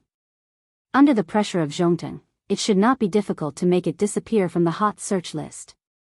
The problem was how to deal with the mastermind behind this, Yi Jingqing. That afternoon, the DNA comparison report was out. The victim was indeed not Mu Tongxue, but the matter was already out of control. This Yi Jingqing is really disgusting. Knowing that Mu Qiqi was in trouble, Feng Shanshan did not even break the wall and went straight to the police station. At this time, Tang Yan said coldly, "You need evidence to speak and do things." Feng Shanshan ignored him and asked Mu Qiqi, "Anyway, have you thought of a solution?" I guess Yi Jingqing must have a bold plan in mind when he made such an arrangement. He thinks that by doing this, the public will misunderstand that the victim is Mu Tongxue. Then, we will hand over the real Mu Tongxue to clear the misunderstanding. He always thought that Mu Tongxue is in my hands. Mu Qiqi thought of this possibility. But if he really thinks so, he will lose. Because I really don't know where Mu Tongxue is. You have to pretend that you know even if you don't know. You have to trick that bastard to death. Mu Qiqi smiled. It seems that there is no other way. I can only choose the most direct way, which is to talk to the netizens, although I don't want to be famous at all. No, the victim is not Mu Tongxue. The police will clear this up sooner or later. Why do you need to talk to them? That's because Yi Jingqing knows that tomorrow is an important day. I have to be innocent. Mu Qiqi smiled helplessly. What day is it? The state banquet. Hearing this, Feng Shanshan suddenly realized something. That bastard is really good at calculating. Mu Qiqi did not say anything else. She only greeted the people at the police station and left. Xing Zhao's car was waiting outside. Mu Qiqi was afraid that there would be reporters waiting outside, so she quickly went to open the door. Xing Xiao smiled when he saw her. What are you afraid of? I'm afraid of trouble, said Mu Chichi. I'm even more afraid of causing trouble for you. You don't have to worry about anything. You just need to attend the banquet with me in your best state tomorrow. Xing Xiao hugged Mu Chichi's waist comfortingly. I've arranged an interview for you tomorrow morning. By then, you just need to do what you're best at. Leave Yi Jingqing to me. Does he want to know where Mu Tangxue is? He will never get it in this life, said Xing Xiao, holding Mu Chichi's head tightly. Will it really not affect your image? Will it make you lose face at the state banquet? The company has a public relations team. Do you think my team is on the same level as Huang Yao? This team is dug out from the entertainment industry. Xing Zhao's tone was relaxed and extremely confident. They know better than you what the bloodthirsty netizens like. As for the other scores, we'll settle them after the state banquet. Mu Chichi looked up at her man's eyes and nodded. Don't worry. I'll cooperate with you tomorrow. If secretary he really thinks that I'm not suitable to appear at the state banquet, I'll listen to your arrangement. Although I trust you, I won't be disappointed if I can't go. At most, I'll cheer for you on TV. You're quite open-minded. Xing Xiao did not say anything else. He did not need Mu Chichi to know some things. Yi Jingqing thought too highly of himself. Did he think that he could play with him just because he knew how to act? He was really daydreaming. Chapter 619. In fact, Yi Jingqing had found the best team of blackmailers in the entertainment industry. Even if the news was suppressed, it would come back again with another trending topic. His purpose was clear. He wanted to make Mu Chichi suffer. He knew that after the body was found to be not Mu Tangshue's, this matter would be cleared up. It would not be a threat to Xing Xiao to hand over Mu Tangxue. But he had already thought of a countermeasure. Even if Mu Chichi cleared up the matter, he still had other plans. How could he only prepare one script? The news spread like wildfire. In the hospital, even Grandpa Sheng could hear the nurses gossiping. This was one of the reasons why he objected to Mu Chichi and Xing Xiao being together. Her birth would make the people around her suffer a lot of ridicule and humiliation. Xing Xiao would attend the state banquet tomorrow. But Mu Chichi was being harassed by the media at this critical moment. Wasn't she deliberately making things difficult for Xing Xiao? Grandpa Xing's face darkened the whole night. But when he thought about it carefully, with Xing Xiao's ability, he always got through it safely. It was not his place to worry about it. But when he thought of Mu Chichi's complicated and disgraceful birth, he pouted unhappily. When Xing Bowen entered the room, he saw Grandpa Xing's awkward expression. He could guess what was going on. So, he smiled. I came from Huang Yao to see you. I've been busy for the whole day. Don't you feel sorry for me? As long as Mu Chichi's birth is not solved, Xing Xiao will be criticized. Their mouths belong to them. We can't control what they say. But if it gets out of hand, it will be ugly. Most importantly, this matter can be used by people with ulterior motives at any time. Grandpa Sheng was a little helpless. I don't want that girl to be separated from Xing Xiao. I just think that if she can solve this problem, she will not be a burden to Xing Xiao. Grandpa Xing used the word burden. But he knew very well that even if it was not Mu Chichi, no one would choose their birth. I can't say anything about sister-in-law and her twin sister. After all, I don't know what happened between them. But I believe in sister-in-law and Xing Zhao's judgment. Grandpa Xing thought for a while and finally waved his hand. I'll see how Xing Xiao attends the state banquet tomorrow. For Xing Xiao, if he did not show up at the state banquet with Xiao Qi, tomorrow, he would have no one to share his joy with. So no matter how others tried to stop him, he would definitely bring the little thing along with him. Still, that did not stop her imagination from running wild. She was afraid that she would embarrass Xing Xiao, afraid that her birth would become a laughing stock for him, which was why she was extremely nervous even in her dreams. This has nothing to do with Xiao Xiao. It has nothing to do with Xiao Xiao. Don't talk nonsense. My mommy is not a bitch. Xing Xiao was woken up by her.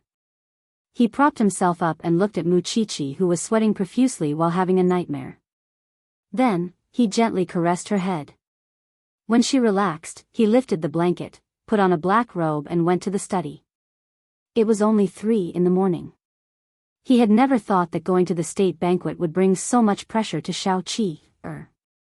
But it was precisely because of that he would bring her to the banquet regardless of the consequences.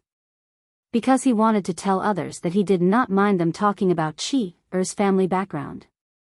On the other hand, Yi Jingxing was really tired of living. Did he want to look for Mu Tangxue? It was not that he could not, but he might have to suffer a lot. So, at 3 in the morning, Xing Xiao called Su Che. I have some voice recordings here. Help me find a few voice actors who are good at imitating. I want the results before dawn tomorrow. Receiving the task in the middle of the night, Su Che could only get up from his bed. He knew that Xing Xiao was suppressing the fire in his heart under Yi Jingxing's provocation. If it were in the past, he would have hung Yi Jingxing on the mountain and exposed him to the sun. But after half a year of settling down, he had matured a lot. He would never leave any traces behind, because he would not give his enemies any chance to attack him. The next day, Zhongting arranged an interview at 10 in the morning. So, Mu Qiqi went to the police station to report first. The corpse was stolen and the fire was set on purpose. This case is specially made for you. Feng Shanshan pointed at the corpse and said to Mu Qiqi, Tang Yen has brought people to verify the origin of the corpse early in the morning. After all, the corpse is 22 or 23 years old, and it's a fresh corpse. There shouldn't be many people who fit the criteria. Now that you have become the target of public criticism, what is your Xing CEO going to do? I've already arranged an interview to clarify the matter. Mu Qiqi shrugged. Even if you clarify the matter, you won't be able to get rid of the impact this matter has on your image. How are you going to attend the state banquet tonight? My image has never been good, Mu Qiqi said with mixed feelings. My birth, the grudge between Mu Tangxue and me, these are unchangeable facts, especially the fact that Mu Tangxue and I have 2 different fathers. How can it be good? Feng Shanshan shook her head after hearing that. It's also sad to be a group pet. If your life is too perfect, God will be jealous. Are you going to let Yi Jingxing go just like that? Mu Qiqi shook her head. I'm not a good person. But I'll go to Zhongting for the interview first. Let me know when you get the results. Feng Shanshan nodded. Go ahead. Not only was Mu Qiqi not a good person, but she also held a grudge. Yi Jingxing's bullying when he was young was still before he came back to China and stirred up trouble. But now that he was back, he was still so unscrupulous. Wasn't he looking down on her too much? Will this girl do something worrisome? The professor was a little worried. No, she won't. Feng Shanshan denied it directly. She learned from Xing Xiao. She won't be stupid enough to expose herself. It's stupid to sacrifice herself for some unworthy people. But this is a personal grudge. Let's see how she deals with it. It's a good state banquet. How embarrassing. The person behind this is too wicked. Feng Shanshan did not say anything. She just wanted to see what would happen to Yi Jingxing. It might be okay to provoke Mu Qiqi. Although she wanted to take revenge, Mu Qiqi would not go too far. But Xing Xiao was different. Yi Jingxing was stepping on Xing Xiao's bottom line. Chapter 620. At 9:00 in the morning, Xing Xiao received another call from Secretary He in his office in Zhongting. Brother, are you still planning to bring sister-in-law to the banquet? You have to know that your image is related to everyone's image. It's not that I don't like sister-in-law, but it's not suitable for her to appear at the banquet at this moment. Secretary He, when Xing Xiao was about to answer, Mu Qiqi took the phone away from him. Don't worry, Secretary He. I won't go. I know the big picture. Xing Xiao frowned. But Mu Qiqi smiled. Don't let yourself decide everything. You should ask for my opinion first. Xing Xiao looked at Mu Qiqi without saying a word. Mu Qiqi continued, I can't change my background. I can't change the fact that I have two fathers. Although I don't want to admit it, the world is full of gossip. Xiao Xiao, it's not bad to be more mature. Even if I go up tonight, I won't have the confidence because I'll always be under the protection of your wings. I don't have the confidence to argue with others, so, can you just give me a break? Xing Xiao looked at Mu Qiqi for a long time. Suddenly, he put his arm around her neck and pulled her closer to him. Do you know what you're saying? Of course, I know, Mu Qiqi replied. Don't let me go to such a banquet with a guilty conscience. I'll feel uncomfortable. When I'm sure that I have the ability to appear with you, not to mention 1 Yi Jingxing, even 10 Yi Jingxing won't be able to stop me. Little one, don't say such discouraging words. The interview hasn't started yet. How can you be so sure that you don't have the confidence? In my heart, you've always been many times better than those rich young ladies who only know how to put on airs. Why do you have so little confidence in yourself? Because I don't want you to disappoint your teammates who are on the same side with you because of me. So, you're saying that you don't believe that I can handle your image well? They had been together for more than 2 years, and in those 2 years, they had never had a disagreement over such an issue. Of course, Xing Xiao had to admit that his little one had always listened to his arrangements and trusted him wholeheartedly. You know that's not what I mean. I just want to protect you. We've been together for so long, and we even wear wedding rings, but I've never done anything for you. Xing Xiao said nothing, but he could feel that the little one's wings were getting stronger. He had already begun to have his own ideas, and he was determined to stick to them. President, the interview is about to begin. Outside the door, the secretary didn't know that the two were arguing, so she knocked on the door to remind him. Xing Xiao withdrew his gaze and answered in a low voice, I understand. I'll go do the interview first. Mu Qiqi turned around, but after a few steps, she turned back and hugged Xing Xiao tightly. Don't look so pitiful, okay? My heart will ache. Xing Xiao sneered. I just want to strip you naked and spank your ass. Wait for my interview? Having said that, Mu Qiqi walked out of Xing Xiao's office and followed behind the secretary. What could Xing Xiao do? Of course, he followed her out. The interview was held in the VIP room of Zhongteng, and it was in the form of a live broadcast.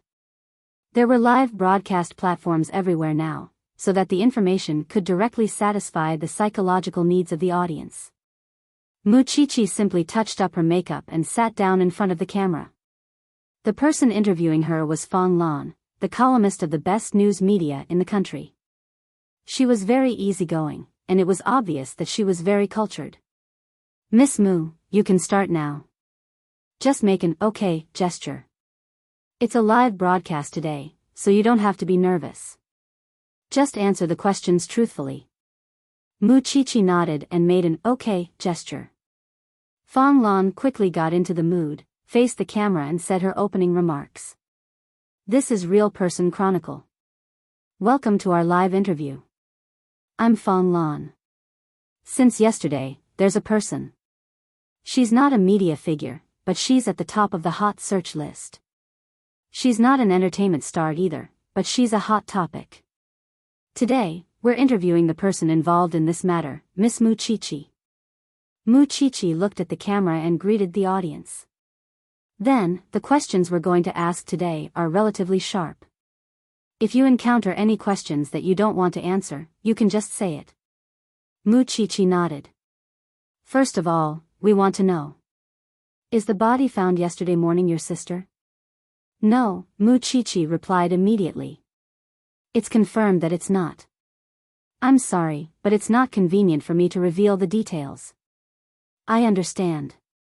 After all, it's related to the case. Then, let's talk about the story of you and your sister. I believe you've seen the topics outside, haven't you?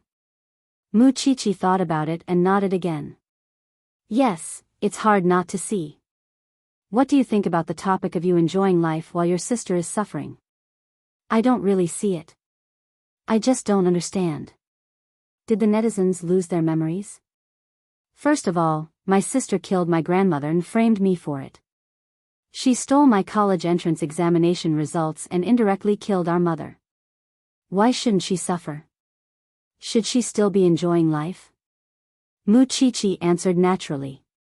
Then, I want to ask a sharper question.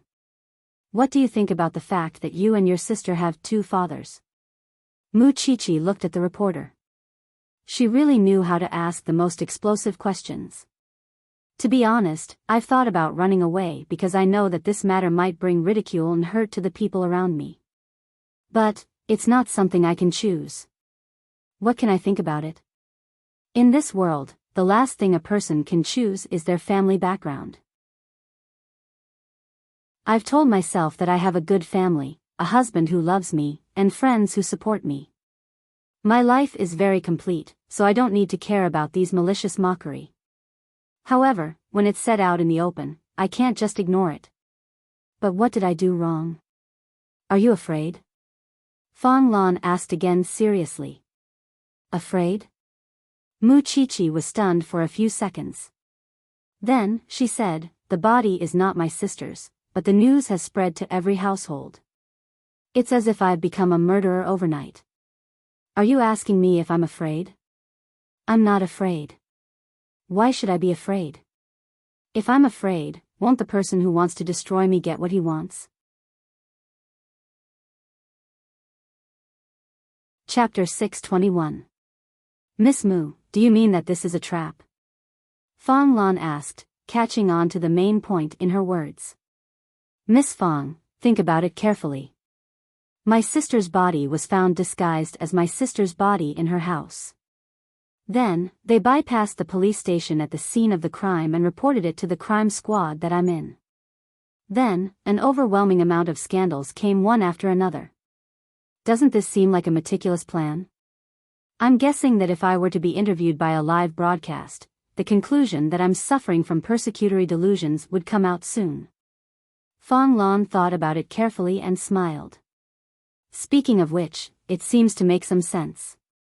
Isn't everyone concerned about who disguised my sister with a corpse? Isn't everyone concerned about the case itself? What happened between me and my sister is old news. What's so fresh about it? Most importantly, the person behind this must hide well and not let me find out.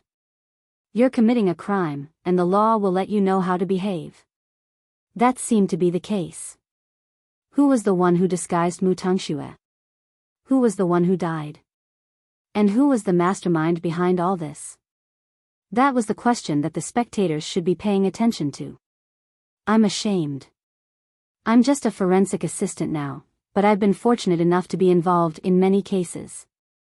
Our job is to comfort the dead, or in other words, to provide clues for the culprit. I've learned a lot in the police station and seen a lot of dark and negative things. I thought that my job would at least earn me a little respect from others, so as to eliminate the negative influence of my background. But I realized that the netizens like to watch a drama. It has nothing to do with a person's identity or profession, and they don't care what you've done behind the scenes. Are you disappointed? Fong Lan asked in return. A little. I still hope that there's more sunlight out there. Then do you regret choosing to be a forensic doctor? In the last case, an old couple in their 60s lost their only son. What's important is that their child was a hardworking young man who lost his precious life because of a very daily conflict. When we saw the old couple, it was very sad. At that time, it was the only thing we could do for them when we thought of our own identities and gave them an explanation. I don't regret my choice, but I also hope that the outside world won't deny me because of something I can't choose. That would make me very sad. Fong Lan was very sure at Muchichi's words were meant to divert the audience's attention. In fact, the effect was not bad. Because the questions she threw out were very interesting. Her last sentence was obviously putting the conscience of the netizens who were watching the show on the grill. He even attacked someone who was trying his best to seek justice for the dead. Did he even have a heart? It reminded them of the time when Muchichi was investigating the murder case of Gu Xiling's uncle's ex-wife. She had braved the terrible weather to investigate the crime scene. How did a 20-year-old girl who was running around in order to become a forensic doctor end up provoking a mob on the internet? If Muchichi was an ignorant and incompetent rich second generation, it would be fine. But now that she said that, I really can't bear it. How much courage does it take for a girl to become a forensic doctor? She was trying to seek justice for the dead while the netizens stabbed her in the back. I really hope that when those people commit crimes in the future, they will encounter Muchichi's autopsy. Different voices began to appear on the internet. The people in the police station were also watching Muchichi's interview live. After listening to Muchichi's words, Feng Shanshan could not help but say to the professor, Captain Tang, "We'll be very busy from now on. The chief will definitely give him a deadline to solve the case." Then, Tang Yen led the team back to the police station. "We found the source of the body." On Muchichi's side, the interview was still going on. However, the topic had shifted to why she did not walk the path of a socialite but resolutely chose to become a forensic doctor. Of course, this was also part of the reason why the public's attention was diverted. Because many people misunderstood you because they did not understand you. More importantly, when Muchichi was being interviewed, if there were a lot of hate posts appearing on the internet, her IP address would definitely be exposed. Coincidentally, there was indeed a group of people who were like disgusting maggots, hiding in the dark and doing disgusting things. However, this group of people was soon targeted by the police station. Since someone deliberately disguised Mu Tangshue's body and hired the internet water army to smear Muchichi's name, it meant that there was a close relationship between the two. If they could find this group of haters, they might be able to find the person who stole the body. At the end of Muchichi's interview, the public's opinion had changed. If someone dared to smear the people's forensic doctor again, he would not be a human but a piece of trash. After Yi Jingqing saw Muchichi's interview, he smashed his computer. What selfless forensic doctor? She was just a B*TCH who poisoned her sister. However, when he wanted to contact the Black Gang, the police had already located them. At the same time, an unfamiliar number was dialed in his phone. Yi Jingqing looked at the blinking number and had a hunch. So, he quickly picked up the call. "Brother Jingqing, save me." When Yi Jingqing heard the voice, he immediately stood up from the sofa. "Tangxue? Is that Tangxue? Xing Zhao's people are chasing me. Come and save me. I'm so scared." When he heard Mu Tangshue's voice, Yi Jingqing completely lost himself. He was in a mess. How could he still care about Muchichi now? He only wanted to find Mu Tangxue now. But he did not know that Xing Zhao had asked someone to imitate Mu Tangshue's voice to make the call. He deliberately made Yi Jingqing panic. Now, the game was in Xing Zhao's hands. Save Mu Tangxue. Slowly. There was no need to rush. As for Muchichi, Feng Shanshan had speculated that it would be difficult for Muchichi to clear up the hatred the public had for her. After all, many people were prejudiced by their first impression. However, after watching the whole live broadcast, Feng Shanshan had to admit that Xing Zhao's public relations team was really good, or Muchichi was just pretending to be weak. Her speech about believing in the police and forensic doctors was really full of positive energy. It taught the netizens how to behave. All in all, now everyone felt that slandering an upright forensic doctor like Muchichi was no different from a murderer. Xing Zhao did not control Muchichi's speech from the beginning to the end. He let her do whatever she wanted because he knew that this little one was up to no good. And the fact proved that he was right. Why couldn't she attend the state banquet tonight after her brainwashing speech? Chapter 622. Yi Jingqing, on the other hand, was very anxious after he received Mu Tangshue's call.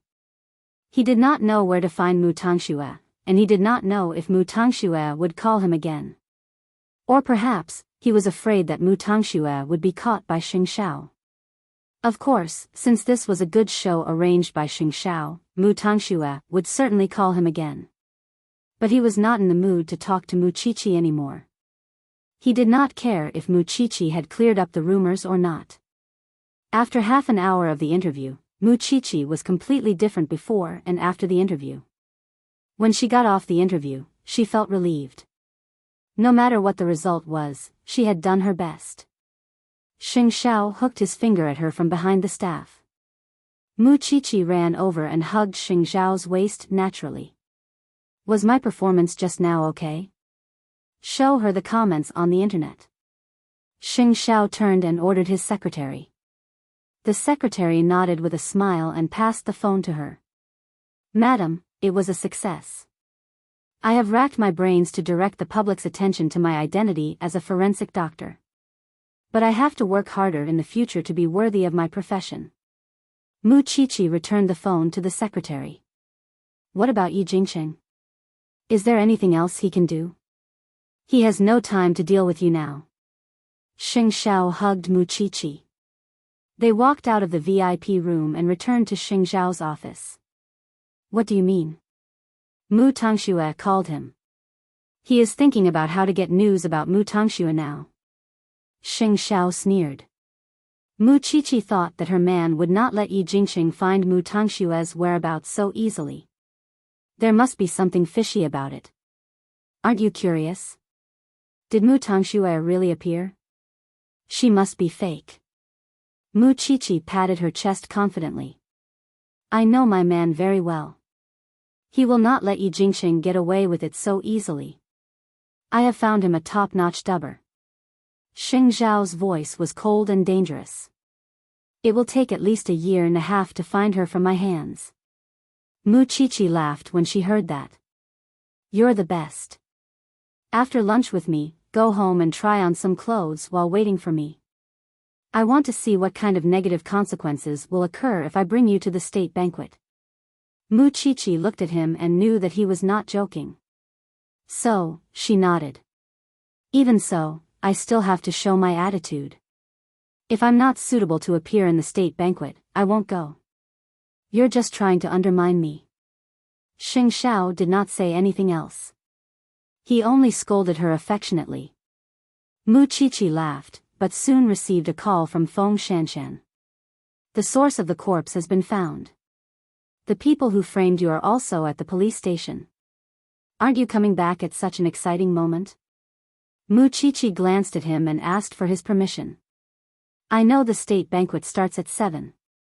I'll be home before 3. Is my opinion important? Of course it's important. Mu Qiqi smiled coquettishly. You still listen to me? Xing Xiao obviously did not believe her. The little one had hardened her wings and became arrogant. I must listen. You said it yourself. 3:00. Xing Xiao finally relented. Although the little one had clarified the matter in the interview and brainwashed the netizens, the matter still needed to be dealt with. Mu Qiqi hugged Xing Xiao's waist again reluctantly and rubbed against his chest. Don't be afraid that I'll grow up. Even if I grow up, you'll always be the first, understand? Having said that, Mu Qiqi waved the wedding ring on her finger. Xing Xiao did not stop her. Of course, he knew in his heart that the little one was no longer the Mu Qiqi of the past. However, it would be very inconvenient for her to wear a diamond ring as a forensic doctor. Thinking of that, Xing Xiao made a mental note to make a special necklace for the little one. After Mu Qiqi left Zhongteng, she went straight to the police station. At the moment, Tang Yan was interrogating the group of professional haters. What's the situation now?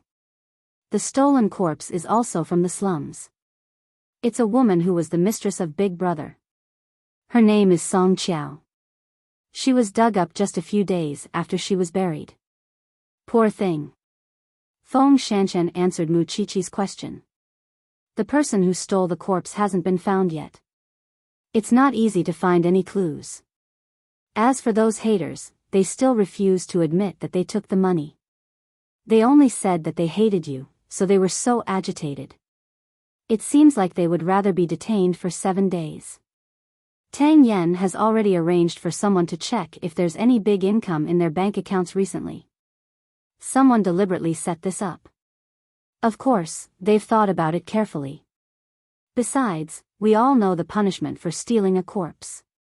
For those people in the slums, a few months in jail in exchange for a change in their lives. Of course, they're willing to do it, Mu Chichi said hatefully. It seems like someone is going against me. Is there any news from your CEO? How could there be no news? When Mu Chichi was about to answer, her phone rang. Mu Chichi looked at the phone number and picked it up. I'm Mu Chichi. Chichi, let's meet. Yi Jingxing sounded a little complicated on the other end of the phone. How is it? Are you willing to meet me? Thinking of this, Mu Chichi was too lazy to think about how Yi Jingxing got her number. She said, you don't have to go anywhere. I'll go to Yi Mansion to look for you. Then I'll wait for you. Are you crazy? Are you going to meet Yi Jingxing alone? Mu Chichi looked at Feng Shanshan and couldn't help but laugh. Who said I'm alone? Don't I still have you and Captain Tang? Feng Shanshan said, why do you think I'll go? Because you're worried about me. Mu Chichi exposed her. When Captain Tang's interrogation is over, I'll go and tell him. Feng Shanshan didn't say anything. As for whether Tang Yen was willing or not, it would depend on his answer. However, Feng Shanshan didn't expect that Tang Yen would agree immediately. When are we leaving? It won't take up much of Captain Tang's time. We'll leave now, said Mu Chichi. Feng Shanshan didn't know what Tang Yen was thinking, but she seemed to be able to guess what was going on in his mind. He was definitely not just accompanying Mu Chichi to meet someone. And why did Mu Chichi need Tang Yen? It was not only because of his skills, but also because of his meticulous mind. In this regard, because of his profession, Mu Chichi felt that his mind was completely on par with Xing Zhao's. He might be able to get a lot of useful information. Chapter 623. The three of them did not speak along the way. Tang Yen drove them straight to Yi Mansion. When the butler saw them, he immediately said to Mu Chichi, Miss Chichi, young master is waiting for you in the living room. This butler had been in Yi Mansion for many years. Mu Chichi had seen him many times. But just like how she saw Yi Jingxing, Mu Chichi did not have a good impression of him. Mu Chichi brought Tang Yen and Feng Shanshan through the iron gate of Yi Mansion. Although she was familiar with this place, she would rather not know anyone from the Yi family. The three of them entered the living room. At this time, Yi Jingxing was pacing back and forth anxiously. When he saw Mu Chichi, he seemed to see hope. He went forward and grabbed Mu Chichi's arm. Chichi, you are Tang Xue's sister. Can't you let her go? You wanted to see me just to say this? Mu Chichi asked Yi Jingxing. Yi Jingxing regained his senses and saw Tang Yen and Feng Shanshan behind Mu Chichi. You even brought Captain Tang here. Do you mind if I look around at home? Tang Yen took the opportunity to ask Yi Jingxing. Captain Tang, do as you wish. Then, he dragged Mu Chichi to his swimming pool and sat on the reclining chair beside the pool. Are you afraid that I will hurt you? Even if you don't want to hurt me, you have already made a big fuss. Of course, I will guard against you, said Mu Chichi. It was in this swimming pool, in this position, that he and Mu Tangxue had pressed her under the water and did not treat her as a human being. And today, it was in this swimming pool again. Chichi, tell me where Tangxue is. As long as you tell me the news, I swear that I will never go against you or frame you again. Yi Jingxing raised his hand and promised. Not only that, I will clarify everything. As long as you tell me where Tangxue is. Do you think I need your clarification?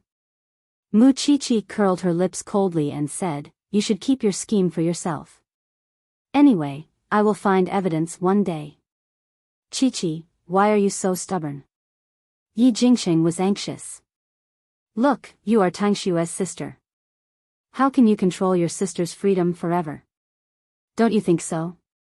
Do you still remember this swimming pool? Mu Qiqi asked Yi Jingqing. I'm talking to you about Tangxue now. Do you still remember when you pressed me into this pool to teach Tangxue to swim? Mu Qiqi pointed at the swimming pool and asked Yi Jingqing, I'm telling you about Mu Tangxue too. Yi Jingqing looked at the pond and then at Mu Qiqi. He couldn't control his emotions. Tell me where Tangxue is first. Why should I tell you? Who do you think you are? Mu Qiqi shouted, let me tell you, Yi Jingqing. We will settle old scores and new scores. Why are you so vicious that you have to hide your sister? Mu asked. Tangxian to Tang Tangxue not. Shao not. Mu Tangxue. Not. Yi Jingqing quickly stood up, but Mu Qiqi pushed him into the pool. Then, Mu Qiqi squatted beside the pool and said, you want to know where Mu Tangxue is? In your next life. You can hurt me all you want. But Yi Jingqing, let me tell you. The more you do this, the more I won't let you see Mu Tangxue. Kill me if you dare. Of course, you will never see Mu Tangxue again. I'll take this as revenge for you pressing me into the water when we were young. However, I still remember how you hired people to slander me. I'll let you taste the price you have to pay for hurting me. Since you know I'm vicious, don't provoke me to do something more vicious. Otherwise, Mu Tangxue will suffer 100 times more for me. Do you think you can still do whatever you want to me like before? Mu Qiqi looked at Yi Jingqing in the water. Her eyes were sharp and firm. The person in front of her was no longer the little girl who was always bullied. Try touching a single hair of mine again. Yi Jingqing was shivering in the water. But somehow, he forgot how to speak under Mu Qiqi's threat. Then, the butler came to the pool and said to Yi Jingqing, young master, I'll pull you up. You wanted to see me, so I'm here. If there's nothing else, I'm leaving. After all, I have to attend the state banquet tonight. This is a height that your little lover, Mu Tangxue, can never reach in her life. Yi Jingqing walked toward the pool slowly. Then, with the butler's help, he returned to the shore. Young master, I'll get you a towel. Mu Qiqi, if Tangxue is hurt, you will never live a peaceful day in this life. That depends on your ability, Mu Qiqi said meaningfully and turned around. Tang Yan and Feng Shanshan were behind her. Are you done talking? Yes, Mu Qiqi answered as she walked. It's almost 3:00. I have to go home to prepare for the state banquet tonight. After all, I can't disappoint them. Oh, Captain Tang, I suddenly remembered something. When I came to Yi Mansion when I was young, I saw an interesting scene. But let's talk about it when we get back to the police station. What are you keeping us in suspense again? Feng Shanshan asked her softly. When I was young, I accidentally overheard Papa Mu and Uncle Ye's conversation. I think Yi Holdings might be involved in tax evasion. Are you making it up to take revenge on Yi Jingqing? I just remembered it. Let's report it and see if we can find anything. Mu Qiqi sounded very serious. Moreover, I seriously suspect that Yi Jingqing is crazy. He's really stubborn about your sister. He's completely unreasonable. Feng Shanshan sighed. If you really offend such a person, you'll be in big trouble. You can't get rid of him even if you want to. Then I won't get rid of him, said Mu Qiqi. I want him to know that even if he tries to stop me, I'll live 100 times better than Mu Tangxue. What if he threatens your safety? Mu Qiqi suddenly remembered what Yi Jingqing said. Mu Tangxue was so kind. Kind? Now, I really hope that I can find Mu Tangxue and destroy Yi Jingqing's fantasy. What Yi Jingqing liked was Mu Tangxue's innocent look. In his heart, she was like a porcelain doll that would break with a touch. So, he tried his best to protect Mu Tangxue. He thought that Mu Qiqi was vicious and threatened Mu Tangxue's safety. However, he was completely wrong. Yi Jingqing couldn't forget their childhood together. But he had never lived with Mu Tangxue. Mu Qiqi was sure that if Yi Jingqing got what he wanted, he would know how blind he was in the past. Chapter 624. Yi Jingqing changed his clothes and walked out of the bedroom. Then, he received a call from Mu Tangxue. Jingqing, can you come and save me? I'm trapped in the mountains. I don't dare to run around now. Jingqing, come and save me. Tangxue, I'll call the police now. Tell me where you are. Tell me now. The signal on Mu Tangxue's side was intermittent, but she insisted on telling him an address. Although Yi Jingqing had never heard of that place, he quickly took his coat and went out when he knew that Mu Tangxue was trapped there. He wanted to call the police.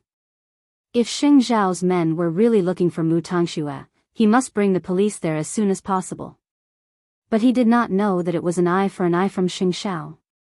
Since he wanted to use someone who was not from Jianchuan to deal with Shao Qi, Xing Zhao would certainly play along with him. Let's look for her in the mountains. It was going to be a stormy night anyway.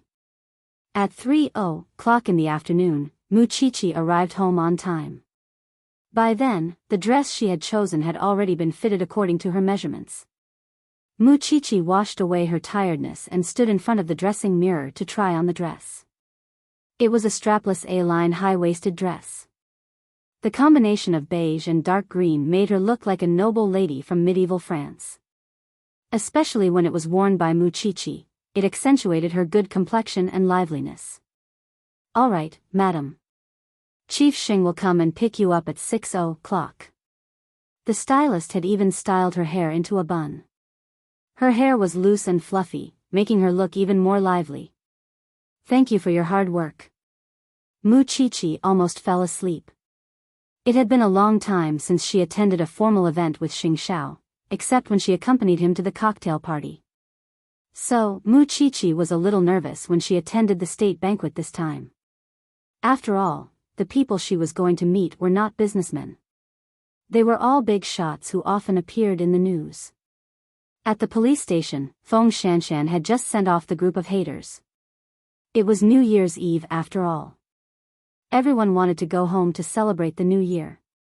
Seeing that the sky was getting dark and there were no other cases, Feng Shanshan looked at Tang Yan. She wanted to tell him that they should go home early so that they could spend New Year's Eve around the fireplace. But the bachelor in the police station invited Tang Yan to have a drink together. Captain Tang, now that the body has been returned and properly buried, Mu Qiqi is going to the state banquet. Can we also have a good New Year's Eve? After all, a group of bachelors would be lonely when they go home. You guys go ahead. I still have to keep an eye on the safety of the district, Tang Yan refused directly. No way. Captain Tang, how are you going to find a girlfriend like this? You don't even relax during the new year. It seems like you don't want to drink, but want to look after the safety of the district with me? When the group of men heard Tang Yan's threat, they immediately changed into their casual clothes. Then we'll go home. Junior sister Shanshan, do you want to join us? A senior brother deliberately winked at Feng Shanshan. Feng Shanshan crossed her arms and shook her head. I'll pass. I have something to do tonight. Tisk, so boring. They left the police station in a hurry. At this time, Tang Yan looked down at Feng Shanshan and asked, "What's the matter? Can't I have something to do?" Feng Shanshan snorted coldly. I thought you would spend the new year with me. If there's no report, we'll go home. Who wants to go home with you? Feng Shanshan said proudly. But in fact, both of them knew that they were alone. How could anything happen to them? Feng Shanshan's only friend now was Mu Qiqi. If Mu Qiqi went to the state banquet, who else could she look for?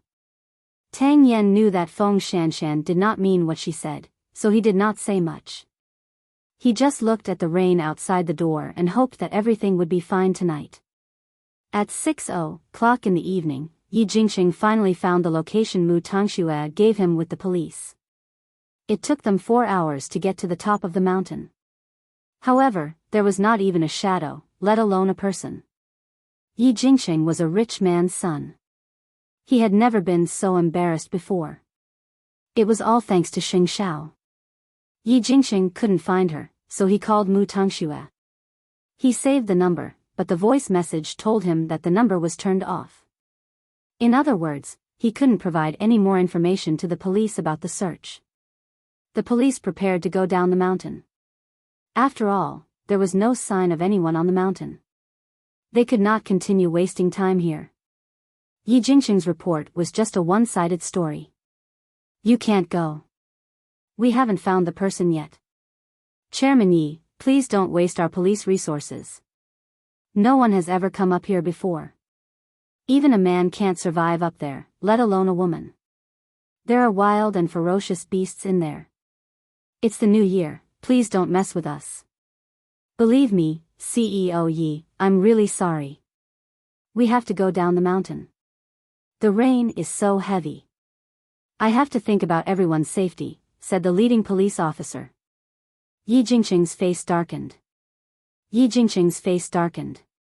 He did not believe that there was no one up there. But, where was Mu Tangxue? She had sent him the address and said that she was here. She would not lie to him. Could she have been taken away by Xing Xiao? Thinking of this possibility, Yi Jingqing immediately called Xing Xiao. But Xing Xiao's phone was switched off.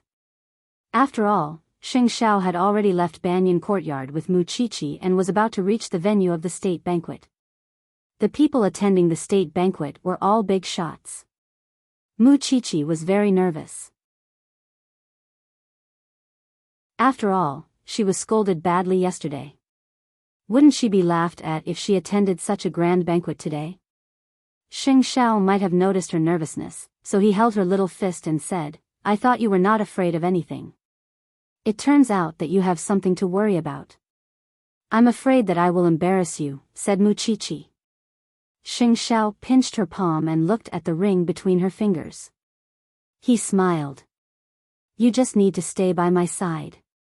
Leave the rest to me. Mu Qiqi took a deep breath and tried hard to calm herself down. When they arrived at the entrance of the state banquet hall, she finally knew how big the event was. The guests walked up the red carpet one after another. Xing Xiao helped Mu Qiqi down from the black Rolls-Royce. Because of the handsome man and beautiful woman, they received a lot of attention.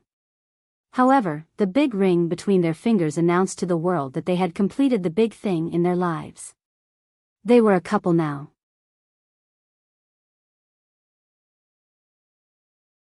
Chapter 625. But just as they took out their invitations and were about to enter the banquet hall, Secretary He stopped Xing Xiao in the corridor. Excuse me. Xing Xiao did not let go of Mu Qiqi's hand, although he could guess Secretary He's intention. I didn't expect that you would really bring little sister-in-law here, Secretary He. You know that I only have one little thing. I keep holding her in my palm and doting on her. I don't have any other request, I just want to keep her by my side. Xing Xiao looked at Secretary He seriously. I can compromise on other things, but I want to be stubborn to the end when it comes to Qi. Secretary He looked at Xing Xiao, and then at Mu Qiqi. In the end, he nodded his head. Alright, I've also seen little sister-in-law's interview. It's not that I have anything against her or anything else. You have to know that your marriage has not been recognized and protected by the country's laws. Little sister-in-law's identity must be awkward at such an event. Moreover, your looks would decide it. There would be many ladies who would send you signals of interest, and I'm afraid little sister-in-law would be hurt if she's here. Don't worry. I'll keep an eye on her. Secretary He could not do anything about Xing Xiao, and could only do his best to help him. After all, they had known each other for half a year, and he knew what Xing Xiao valued the most. Mu Qiqi held Xing Xiao's arm without a word. She knew that what Secretary He said was the truth, and it was hard to avoid it. But since she was Xing Xiao's woman, she would never back down in such a situation. Let's go in. Xing Xiao led Mu Qiqi into the main hall of the state banquet. Inside the hall were all powerful and influential people. They were either philanthropists or military officers with outstanding achievements. With her current status, being able to enter such a place and witness such a grand occasion was really the most extraordinary experience in her life. Everyone had the entire process of the state banquet in their hands. An hour for the awards ceremony, an hour for the performance, and finally the banquet. And the president's attendance would undoubtedly be the climax of the event. Muchichi's nervousness was swept away, and there was a hint of anticipation in her heart. Attending such a banquet will give people a sense of honor and responsibility. Muchichi murmured. Then, she tilted her head to look at Xing Zhao's side profile. Under the soft light, his handsome face looked even more dignified. Especially today, he was wearing a dark green suit. His fashion sense and nobility made him stand out among the crowd, making people unable to take their eyes off him. It was precisely because he was eye-catching that he attracted the attention of countless women at the scene. It was just that he already had Muchichi by his side. This naturally aroused the jealousy of other women. Isn't that the female lead who's been on the news for the past 2 days? The one who poisoned my sister. That's her. This young lady is a regular on the news headlines. Maybe she has a rebellious personality. With such a background, he dares to appear in such an occasion. Does he really not know his place? The sound of ridicule lingered in his ears. Still, Muchichi pretended not to hear anything and did not let Xing Zhao notice the scheming thoughts between the women. Both of them followed the flow from the banquet hall to the award hall, where the elites of different social classes would be given their awards. Xing Zhao was one of them. But did she think that Xing Zhao did not hear it? He could not speak for his little one now. But there would be a great opportunity later. Soon, both of them sat on the chairs below the stage. But the granddaughter of one of the generals was sitting next to Xing Zhao. She showed an admiring look when she saw Xing Zhao sitting beside her. But Xing Zhao simply switched seats with Muchichi. You sit here. Before Muchichi could understand what was going on, Xing Zhao had already placed her on the seat and put his hand on the back of her seat, declaring that he had taken possession of her. The beauty beside Muchichi immediately showed a provocative look and looked at Muchichi. I know you. Hello. Muchichi was polite. You're the woman who killed my sister in the news. Muchichi knew that she was doing it on purpose when she heard that. She smiled. It seems that you're not well informed enough. I've already clarified the matter this morning. So what? You're just a medical examiner. No, I should say that you're not even a medical examiner. Perhaps I'm worthless in this lady's eyes, but I'm worth $1,000 in my husband's eyes. Am I right, Xiao? Muchichi turned around with a smile, retorting as she asked Xing Zhao. Xing Zhao held Muchichi's head and stroked it. His meaning was clear. She did not have to bother with irrelevant people, and there was no need to explain deliberately. The beauty was furious at that. It was not easy to see a man with a bright future and outstanding looks, but he was going to lose to an inconspicuous girl. It was really unsettling. But because of her identity, she would not continue to trouble Muchichi. Muchichi leaned against Xing Zhao's arm, enjoying his protection. In my eyes, everything you've done has created enough value for this world. Not everyone can be compared to you.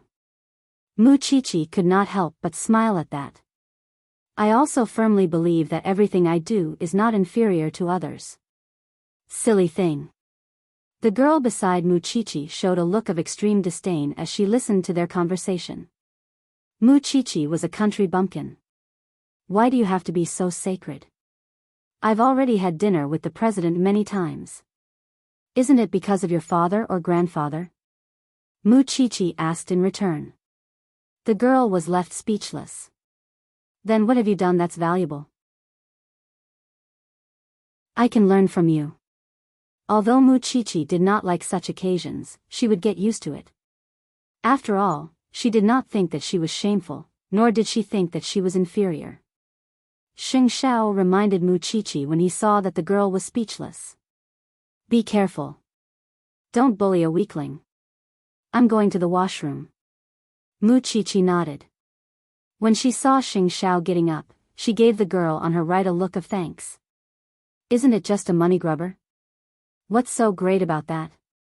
After hearing that, Muchichi did not plan to reply. But at that moment, the woman sitting on the girl's right could not help but say to her, "Your grandfather has been my grandfather's subordinate for so many years. I haven't even said anything. What are you so proud of?" The girl blushed. "Sister Ling, I didn't see you sitting beside me. It's clearly an admirable thing for a little girl to be a forensic doctor. Why is it so vulgar when it comes from your mouth? Are you still so narrow-minded after so many years? Sit behind me. I get annoyed when I see you." Chapter 626. Then, the girl went to the back seat.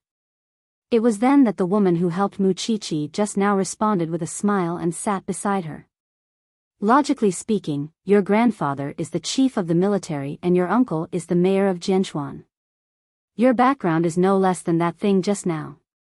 Why don't you come out and help yourself? It's not like I'm being troubled." Muchichi replied. "I'm just not used to this kind of occasion. After all, everyone here is either rich or noble. I don't want to cause trouble for my family. My name is Li Ai. I'm a few years older than you. You can call me Sister Ai." "Hello, Sister Ai. The one who troubled you just now is the daughter of the Qin family. Her name is Qin Xiao. You should pay more attention to her. She's the only daughter among the 10 or so boys in the family. That's why she's so spoiled." Muchichi nodded gratefully. However, she did not look at Qin Xiao. To her, as long as it was someone she met tonight, she would not have much interaction with in the future. Therefore, she did not have to deliberately remember them. After a while, Xing Xiao returned to Muchichi's side. He frowned when he saw that the woman had moved to the back seat. But he still sat down quietly. "What happened?" "Nothing." Muchichi tilted her head.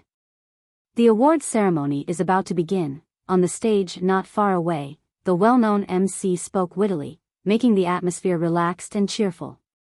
Soon, the awards ceremony began. The top 10 influential people of the year, the top 10 outstanding contributors, and the top 10 outstanding youths. It was a national honor. Muchichi watched with her own eyes as the outstanding people took the stage. She finally understood what it was like to have a family and a country in their hearts. Finally, the top 10 outstanding youths were awarded. Xing Zhao's name was ranked last because there were the most descriptions about him. Zhongting was born in just a year.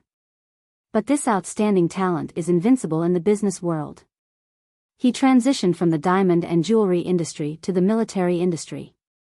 What you don't know is that last year, Zhongting developed as many as 65 new technologies related to military supplies.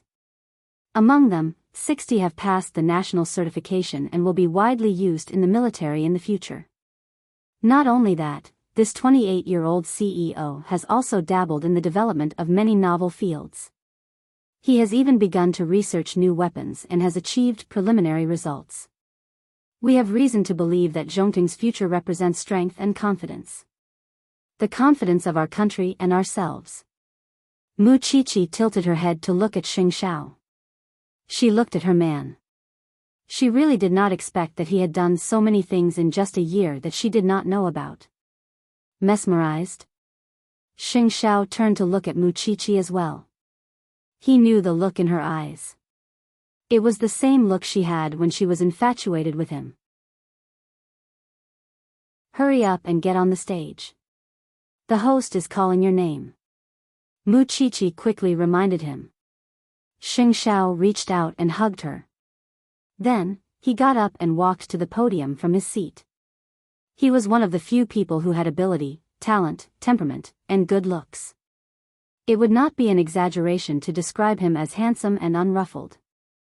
On the other hand, Xing Xiao had been cynical and dangerous a year ago. "Chief Sheng, please come to the front." The host gestured for him to come. "And please, let's welcome the presenter." None of the presenters here were simple nobodies. For example, the one who presented the award to Xing Xiao was the second in command of the military. The audience below the podium knew very well that someone of such status could be sent to present the award to Xing Xiao. It was clear that his contributions were worthy of respect. Chief Sheng, please speak on behalf of the outstanding youth. As the applause rang out, Xing Xiao held the trophy and stood in front of the microphone.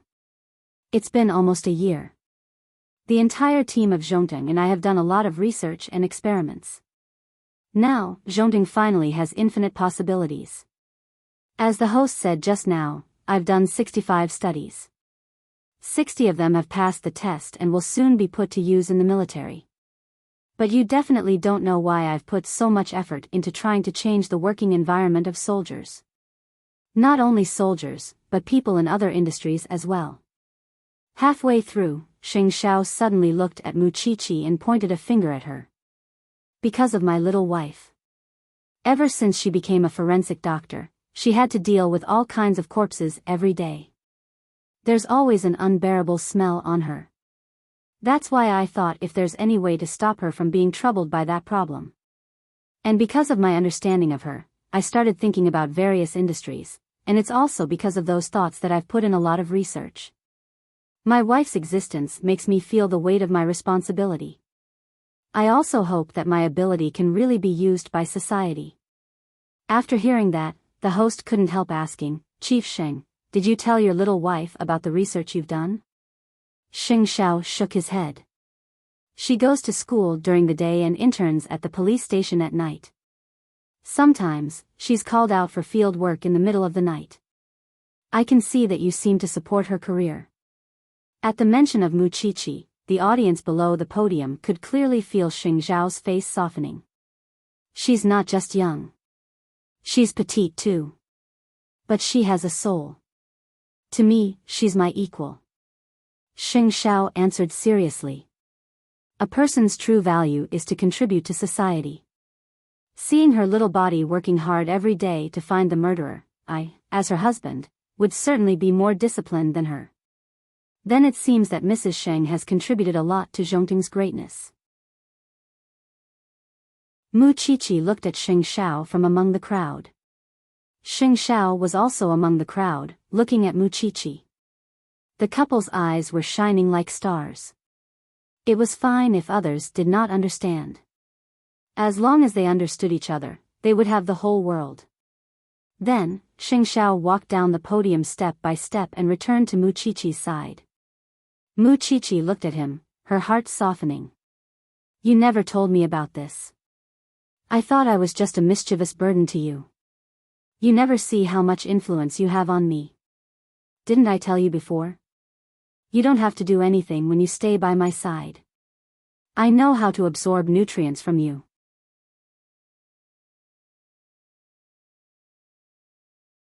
Chapter 627. It's my way of loving you. Mu Qiqi looked down at their entwined fingers and could not help tearing up. I will become a better and more respectable person for you. Naturally, Xing Xiao's words drew the attention of many in the crowd. Although there were more discussions about Mu Qiqi and Mu Tangxue in the beginning, the guests had reason to believe that the woman who could change a man from being feared to being respected by all was not too bad. That was why the guests had more praise for Mu Qiqi after the award ceremony. They called her a winner in life. She had such a successful husband, such a perfect love and such an interesting soul. Even the guests began to use Mu Qiqi as a role model in front of their children. They were even much friendlier when they struck up a conversation with Mu Qiqi. That was why Xing Xiao had said those words on the podium. She already had everything, but she still wanted to be a student and a forensic assistant at the same time. That was a resounding slap to the uneducated rich second generations. Soon, the couple entered the hall where they could enjoy the performances. Since it was a state banquet, the program was a little boring, and the couple spent the entire hour chatting. Then, it was time for the main event. The state banquet. As the guests entered the banquet hall one after another, secretary he walked up to Xing Xiao and clapped him on the shoulder. You scared me so much that I broke out in a cold sweat. But after thinking about it, the main reason is that I did not trust you enough. I thought that young people are impatient, and you are such a hot-blooded man. Still, I think I can rest easy after seeing your performance tonight. You've matured quite a lot, brother. How else would Secretary he entrust me with such an important task? Xing Xiao chuckled. You're now someone the second in command of the army has taken a liking to. He was just praising you, and soon, you won't need me anymore. Secretary he smiled mysteriously. Still, I know you're a loyal kid, which is why I'm not afraid of you tearing me down. Come, let's find a seat and talk while we eat. The president is here. Did you guys see him? Muchichi looked into the crowd and saw the person she usually only saw on TV. Now, he was under heavy protection. She was also someone who had met the president. Then, Muchichi was about to sit down when Li Ai called her from behind. Muchichi. Muchichi turned to look at Li Ai, her face clearly puzzled. Li Ai pointed at a certain part of her body in embarrassment, meaning that her relative must have come to ask Muchichi if she had that thing on such an important occasion. Muchichi shook her head. This was not the time for her relatives, but she still grabbed hold of a passing waiter and asked him to think of a solution. This could be considered as repaying Lin Wan for helping her out just now.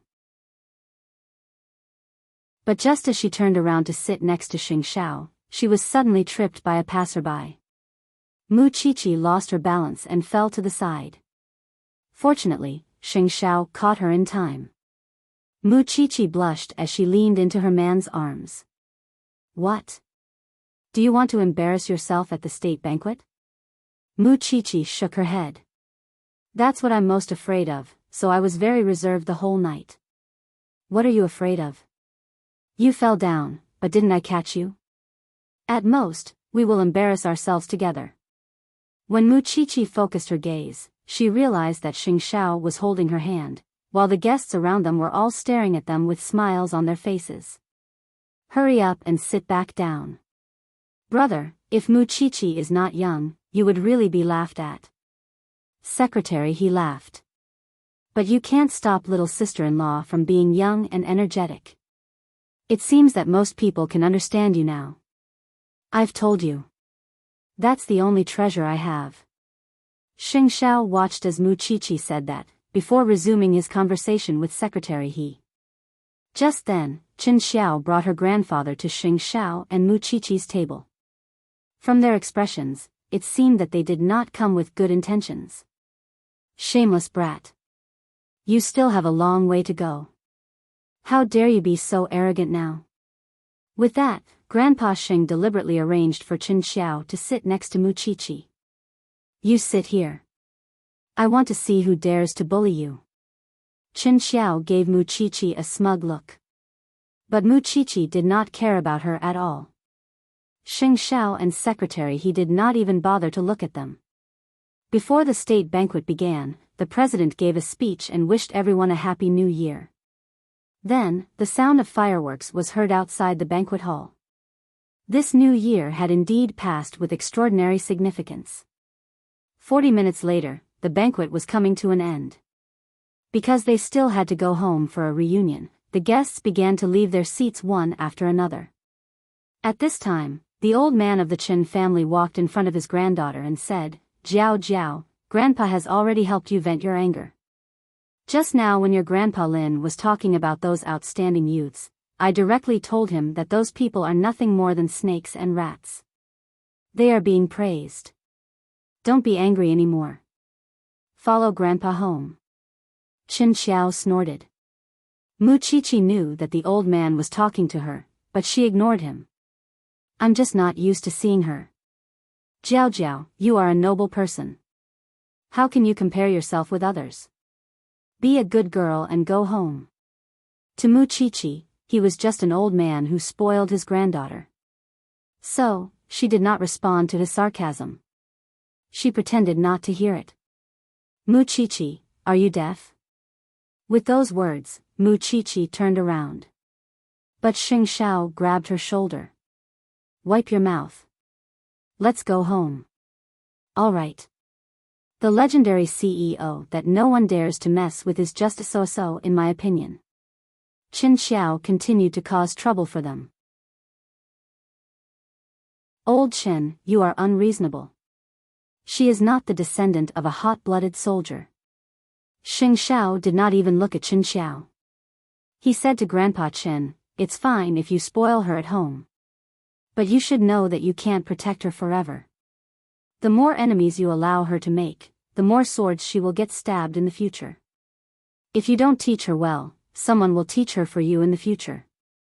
Old Chen, you have been a soldier all your life. You should understand this, right?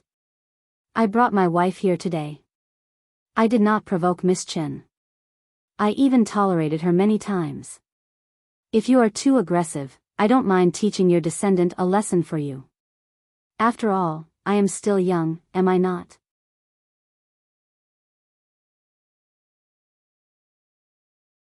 Chapter 628. What an arrogant brat. What an arrogant tone. Grandpa Chen snorted. But my granddaughter is born to be pampered. She is not someone that a bunch of merchants like you could compare to. Miss Chen's pampering is only in the eyes of the Chen family. Outsiders might not spoil her as well. After saying that, Xing Xiao prepared to leave with Mu Qiqi. But Qin Xiao took the opportunity to grab Mu Qiqi's arm. "Don't get too full of yourself. We will meet again soon." Mu Qiqi pushed her away when she saw Qin Xiao pestering her. "My time is spent with my family and autopsies. Miss Chen, not everyone is as free as you.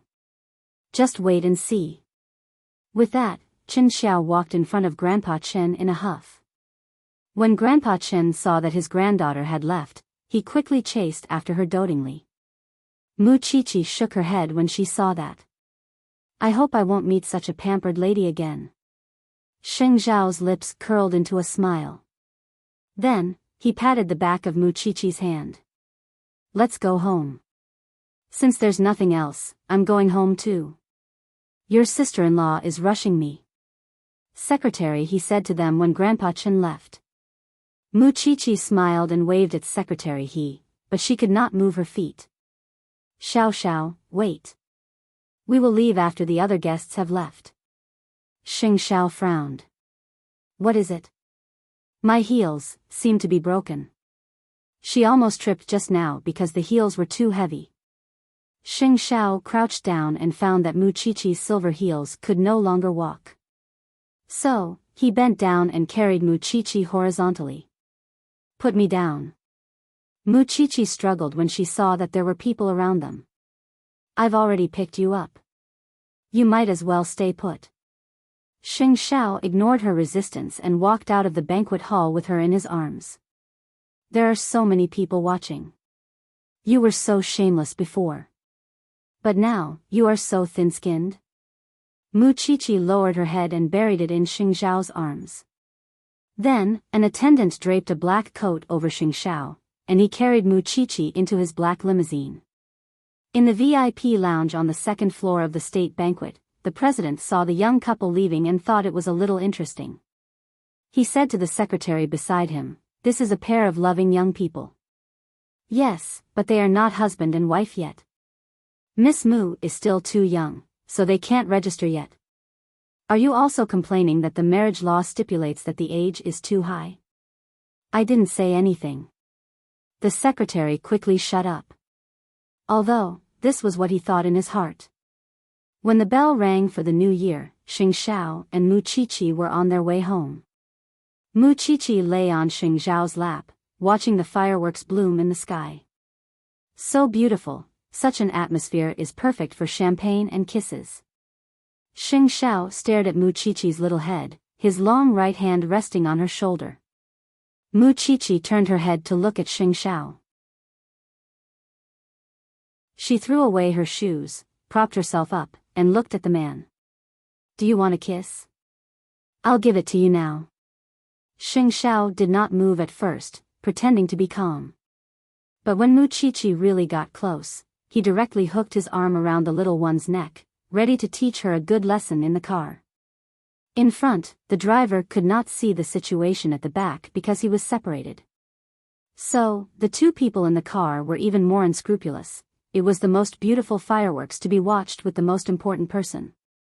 Amidst the sounds of the fireworks, there were ambiguous moans. On the other side, Tang Yen and a few police officers on duty were on duty until midnight. When Feng Shanshan and the others were tired, they directly lay down in the autopsy room. When Tang Yen went in and saw her, he could not help but hold her in his arms. It was so cold in here. Was he not afraid of catching a cold? Feng Shanshan was a light sleeper. When she felt her body being moved, she opened her sleepy eyes and looked at Tang Yen. Seeing that it was someone she trusted, she closed her eyes again and fell asleep in Tang Yan's arms.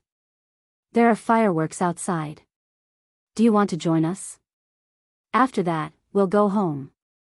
Feng Shanshan did not move for a long time. Tang Yen thought that she had fallen asleep again.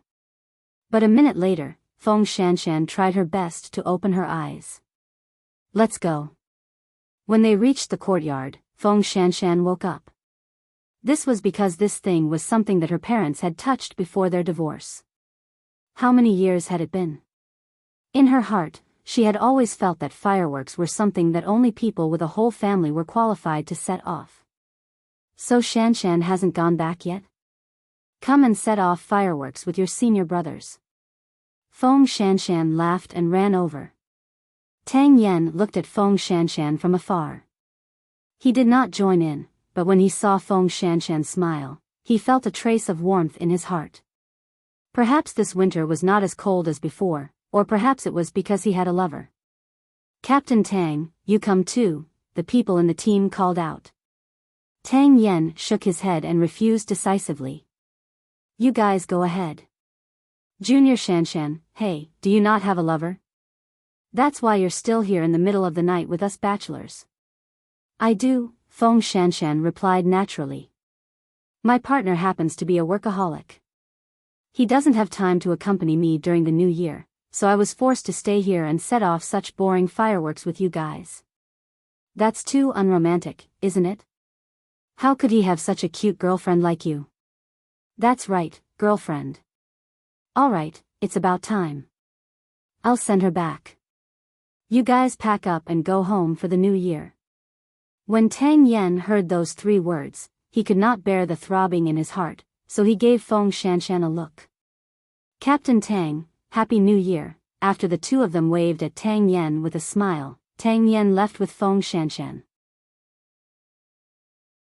However, when she saw Tang Yen driving, Feng Shanshan reminded him subconsciously, we're not in a hurry to go home. You don't have to drive so fast, you're not in a hurry, but I'm in a hurry. After saying that, Tang Yen continued to speed up and return to the house in the shortest time possible. However, the house was a mess because of Feng Shanshan's knocking. There was no way to go in now. My key is at your house, Feng Shanshan asked helplessly. Where's your key? Regardless of the key, Tang Yen drove the off-road vehicle into the courtyard. Then, he adjusted his seat and pulled Feng Shanshan onto his lap. Do you want it? Feng Shanshan felt that looking at this man in the dark seemed to be more attractive. So, how could she resist the temptation of this man? Yes.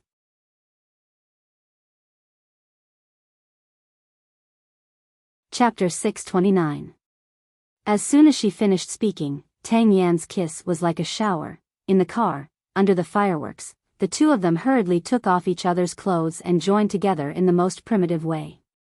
At this moment, Feng Shanshan felt that whether it was her body or her heart, she was most satisfied at this moment. There's no condom in the car. Tang Yen did not say anything. He took out a small box from the storage box in the car. Who would believe that the brave and upright Officer Tang has such a dangerous side to him? This is a gift from the underwear I bought last time. It's been 2 years, and it hasn't been opened, Tang Yen explained, his breathing unstable. Then, it hasn't expired yet? Tang Yan's eyes emitted extreme danger. So, he did not give Feng Shanshan a chance to continue talking. He just deeply occupied her and then brought her into the storm. After everything calmed down, the 2 of them were sweating. Tang Yen picked up his coat and put it on Feng Shanshan's bare back. Only then did he gradually relax. You're really strange. You're under my control and you sleep with me, but you never talk about feelings. You just follow whatever I say. Is this considered advancing by retreating? Being with me for a long time won't end well, Tang Yen said seriously. My personality is unstable. I don't have the concept of family in my bones, and I rarely have time to accompany my partner. So, I never take the initiative to talk about feelings with women. After listening to this, Feng Shanshan could understand everything about this man. I'm a little cold. Let's go home. Tang Yen could not promise anyone or be stable. He was such a man. He would not change himself for anyone. He was a man of iron bones. But the thing that Feng Shanshan was most attracted to about him, other than his body, was his ego. Because of this, many thoughts suddenly flashed through Feng Shanshan's mind. The scariest thing was none other than one.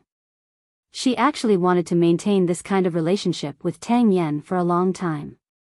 She could even be his girlfriend. Because that way, she could prove to him that she was different from his previous girlfriend. Not everyone could not stand loneliness. Not everyone could not keep their loyalty. Then, Tang Yen carried Feng Shanshan into her house. Everything in her house was simple. The only thing that wasn't simple was the 2-meter-wide bed. After the shower, the two of them lay on the bed. There was no study room or other space for Tang Yen to escape. This was the first time the two of them were lying together in a sober state. I'll be your woman until we can't stand each other anymore. Then we'll separate. Feng Shanshan hugged Tang Yen from behind and said, "Go and do your thing. I won't stop you, nor will I interfere with you or complain about you. I only have one request. No matter where you go, let me know in advance. Don't disappear for no reason. I'll be satisfied. Similarly, you don't have to worry about what I want to do. I can't guarantee anything. The only thing I can guarantee is that when I'm with you, I won't pester other men." Tang Yen listened quietly and did not speak for a long time. This made Feng Shanshan feel uncertain. How is it? Do you agree, or not? Tang Yen did not answer directly. Instead, he grabbed Feng Shanshan's hand as a silent nod. Then, let's make a deal. From the first day of the new year, we're a couple. Silly. In fact, Tang Yen thought to himself. From the moment she asked him to care about him, he had already made up his mind. The only good thing about the two of them being together was, Feng Shanshan was a forensic doctor, and he was a police officer. So, they did not need to not see each other for 3 to 5 days, and Feng Shanshan could understand his work. Even so, I still hope that you can keep our relationship a secret. I don't want it to be too embarrassing when we break up in the future. Although Tang Yen did not think that they would break up, he still agreed to Feng Shanshan's request. What if he sacrificed himself one day?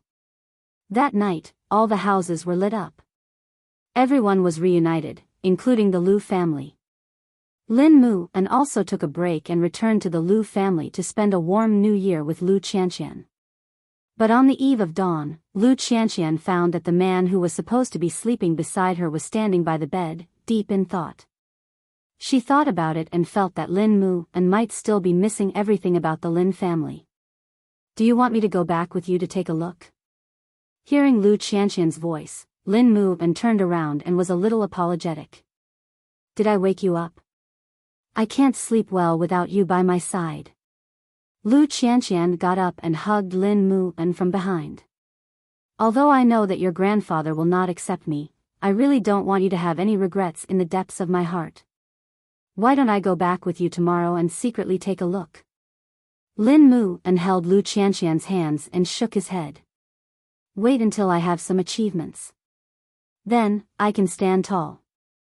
Lu Qianqian sighed. She felt that the grandfather and granddaughter were really too stubborn.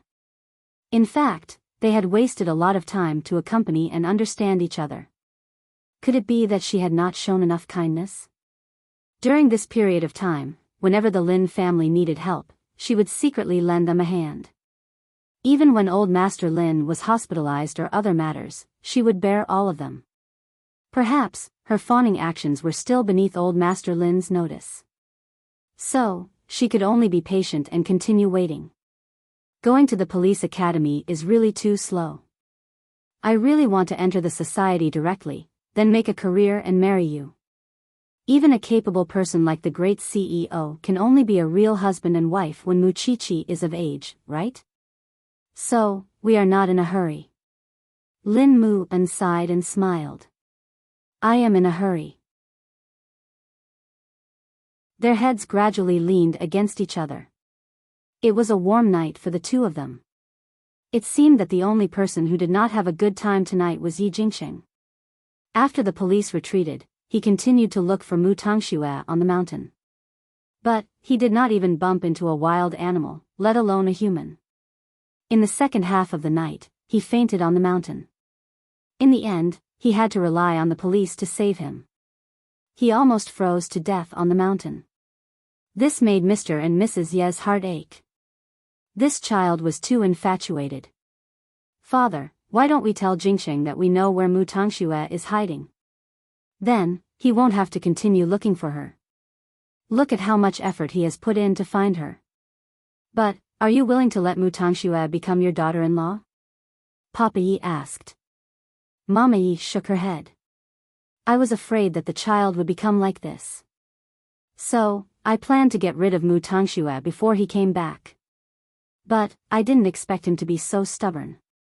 Mu Tangxue doesn't have him in her heart.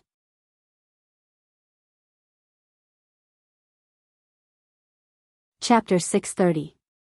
The next morning, Yi Jingsheng woke up from his bed at home.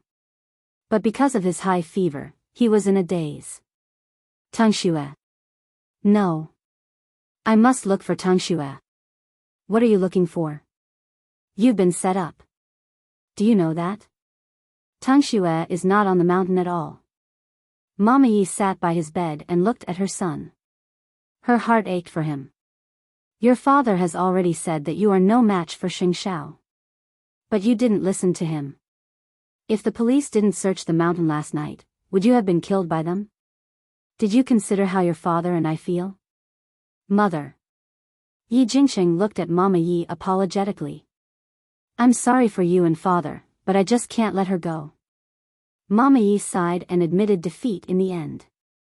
I know where Tangxue is. Yi Jingsheng's eyes widened. You know? We thought that if we kept Tangshua's whereabouts a secret, you would slowly forget about it. We didn't expect that you would be so stubborn that you almost lost your life. After saying that, Mama Yi picked up her phone and dialed a number. When he heard the hello, Yi Jingsheng felt that he was like a lonely boat that had finally reached the shore. Tangxue? It's me, Auntie. Are you free now? Come and see Jingsheng. He's not well. I'll take a taxi now, said Mu Tangxue. Mama Yi had hidden her away.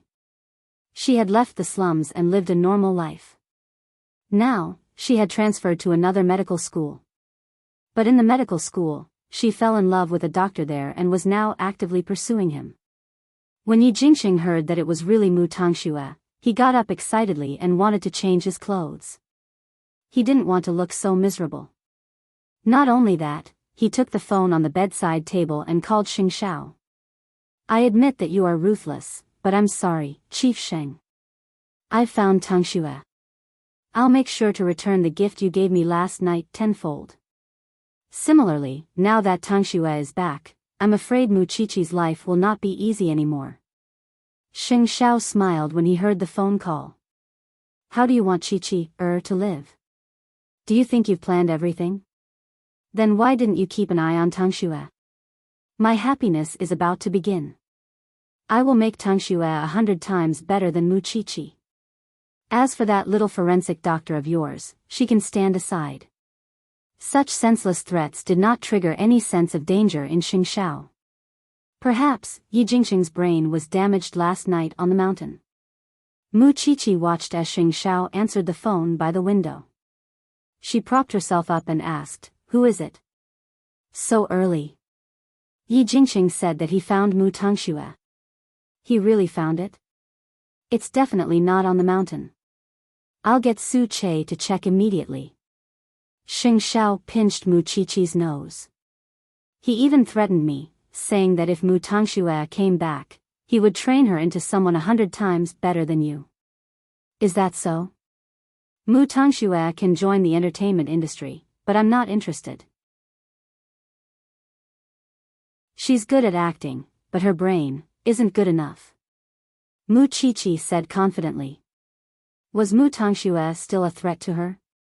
Not for a long time. Xing Xiao was very satisfied with Mu Qiqi's confidence. He carried her and got up. Hurry up and pack up. We're going to the Shen family for New Year's greetings. What about the Xing family? Mu Qiqi raised an eyebrow. We'll talk about it when the old man summons us. Mu Qiqi knew that her man was just being stubborn. Yesterday afternoon, I asked Mommy to prepare some gifts for New Year's greetings. We'll go to the hospital and Secretary He's house to visit sister-in-law. Xing Xiao did not say anything. He let Mu Qiqi do whatever she wanted. She was becoming more and more like the wife of a CEO. She already knew how to consider the ways of the world. Half an hour later, Mu Tangxue took a taxi to Yi Mansion, which she had not seen for a long time. But now, she was wearing ordinary clothes. She no longer looked like a spoiled young lady. She had completely turned into an ordinary person. Not only that, but her appearance was getting more and more different from Mu Qiqi. When Yi Jingxing saw her, he did not dare to recognize her. In the past, Mu Tangxue was as cute as a porcelain doll. She was the little princess in the hands of the Mu family. But now, Tangxue, brother Jingxing. Mu Tangxue sat beside Yi Jingxing's bed and called him. I heard from Auntie that you're not in good health. You need to be more careful. Tangxue. Yi Jingxing was so excited that he hugged Mu Tangxue in his arms. But Mu Tangxue pushed him away. Brother Jingxing, you're hurting me. Yi Jingxing let go of her subconsciously and finally showed a smile that he had not seen for a long time. Tangxue, you're finally back by my side. I'll bring you to Yi Mansion. We'll be the same as before. Mu Tangxue's expression was a little strange. She turned to look at Mama Yi. When she saw Mama Yi looking at her, she said, Brother Jingxing, my life is good now. I don't plan to change my current lifestyle. So, I'm sorry. I don't want to come to Yi Mansion. When Yi Jingxing heard that, he quickly grabbed Mu Tangxue's arm and asked, Did Xing Xiao threaten you? Did Mu Qiqi? It has nothing to do with them. I have someone I like. I want to be by his side, Mu Tangxue said bluntly. Besides, I'm working part-time now. My life is not a problem at all. You don't have to worry about me. I'm really not worth it. Nonsense. Why are you not worth it? Yi Jingxing couldn't accept it. He looked at Mama Yi. Mom, did you force Tangxue to say that? Well, this has nothing to do with Auntie. Then, Mu Tangxue took out the photo of the doctor. He is my teacher. I really like him and want to be with him. Brother Jingxing, let bygones be bygones. I'm fine now. I don't want to be disturbed by anyone anymore. Have a good rest today. I'll come to see you when I'm free. Tangxue, don't go. Yi Jingxing grabbed Mu Tangxue's arm. I like you so much. How can you abandon me and fall in love with someone else? Brother Jingxing, I've only treated you as a brother since the beginning. I never had that intention. I hope you take care. Having said that, Mu Tangxue turned around and left Yi Mansion without looking back. She left Yi Jingxing's side. Mom, did you arrange it? If you don't believe me, you can find out for yourself, Mama Yi said coldly. Son, I don't have to force Tangxue. Yi Jingxing lay on the bed. At that moment, he felt as if he had lost his favorite toy. You're tuning into the Romantic Tales YouTube channel. Don't forget to subscribe and join us on this journey to catch the most captivating stories.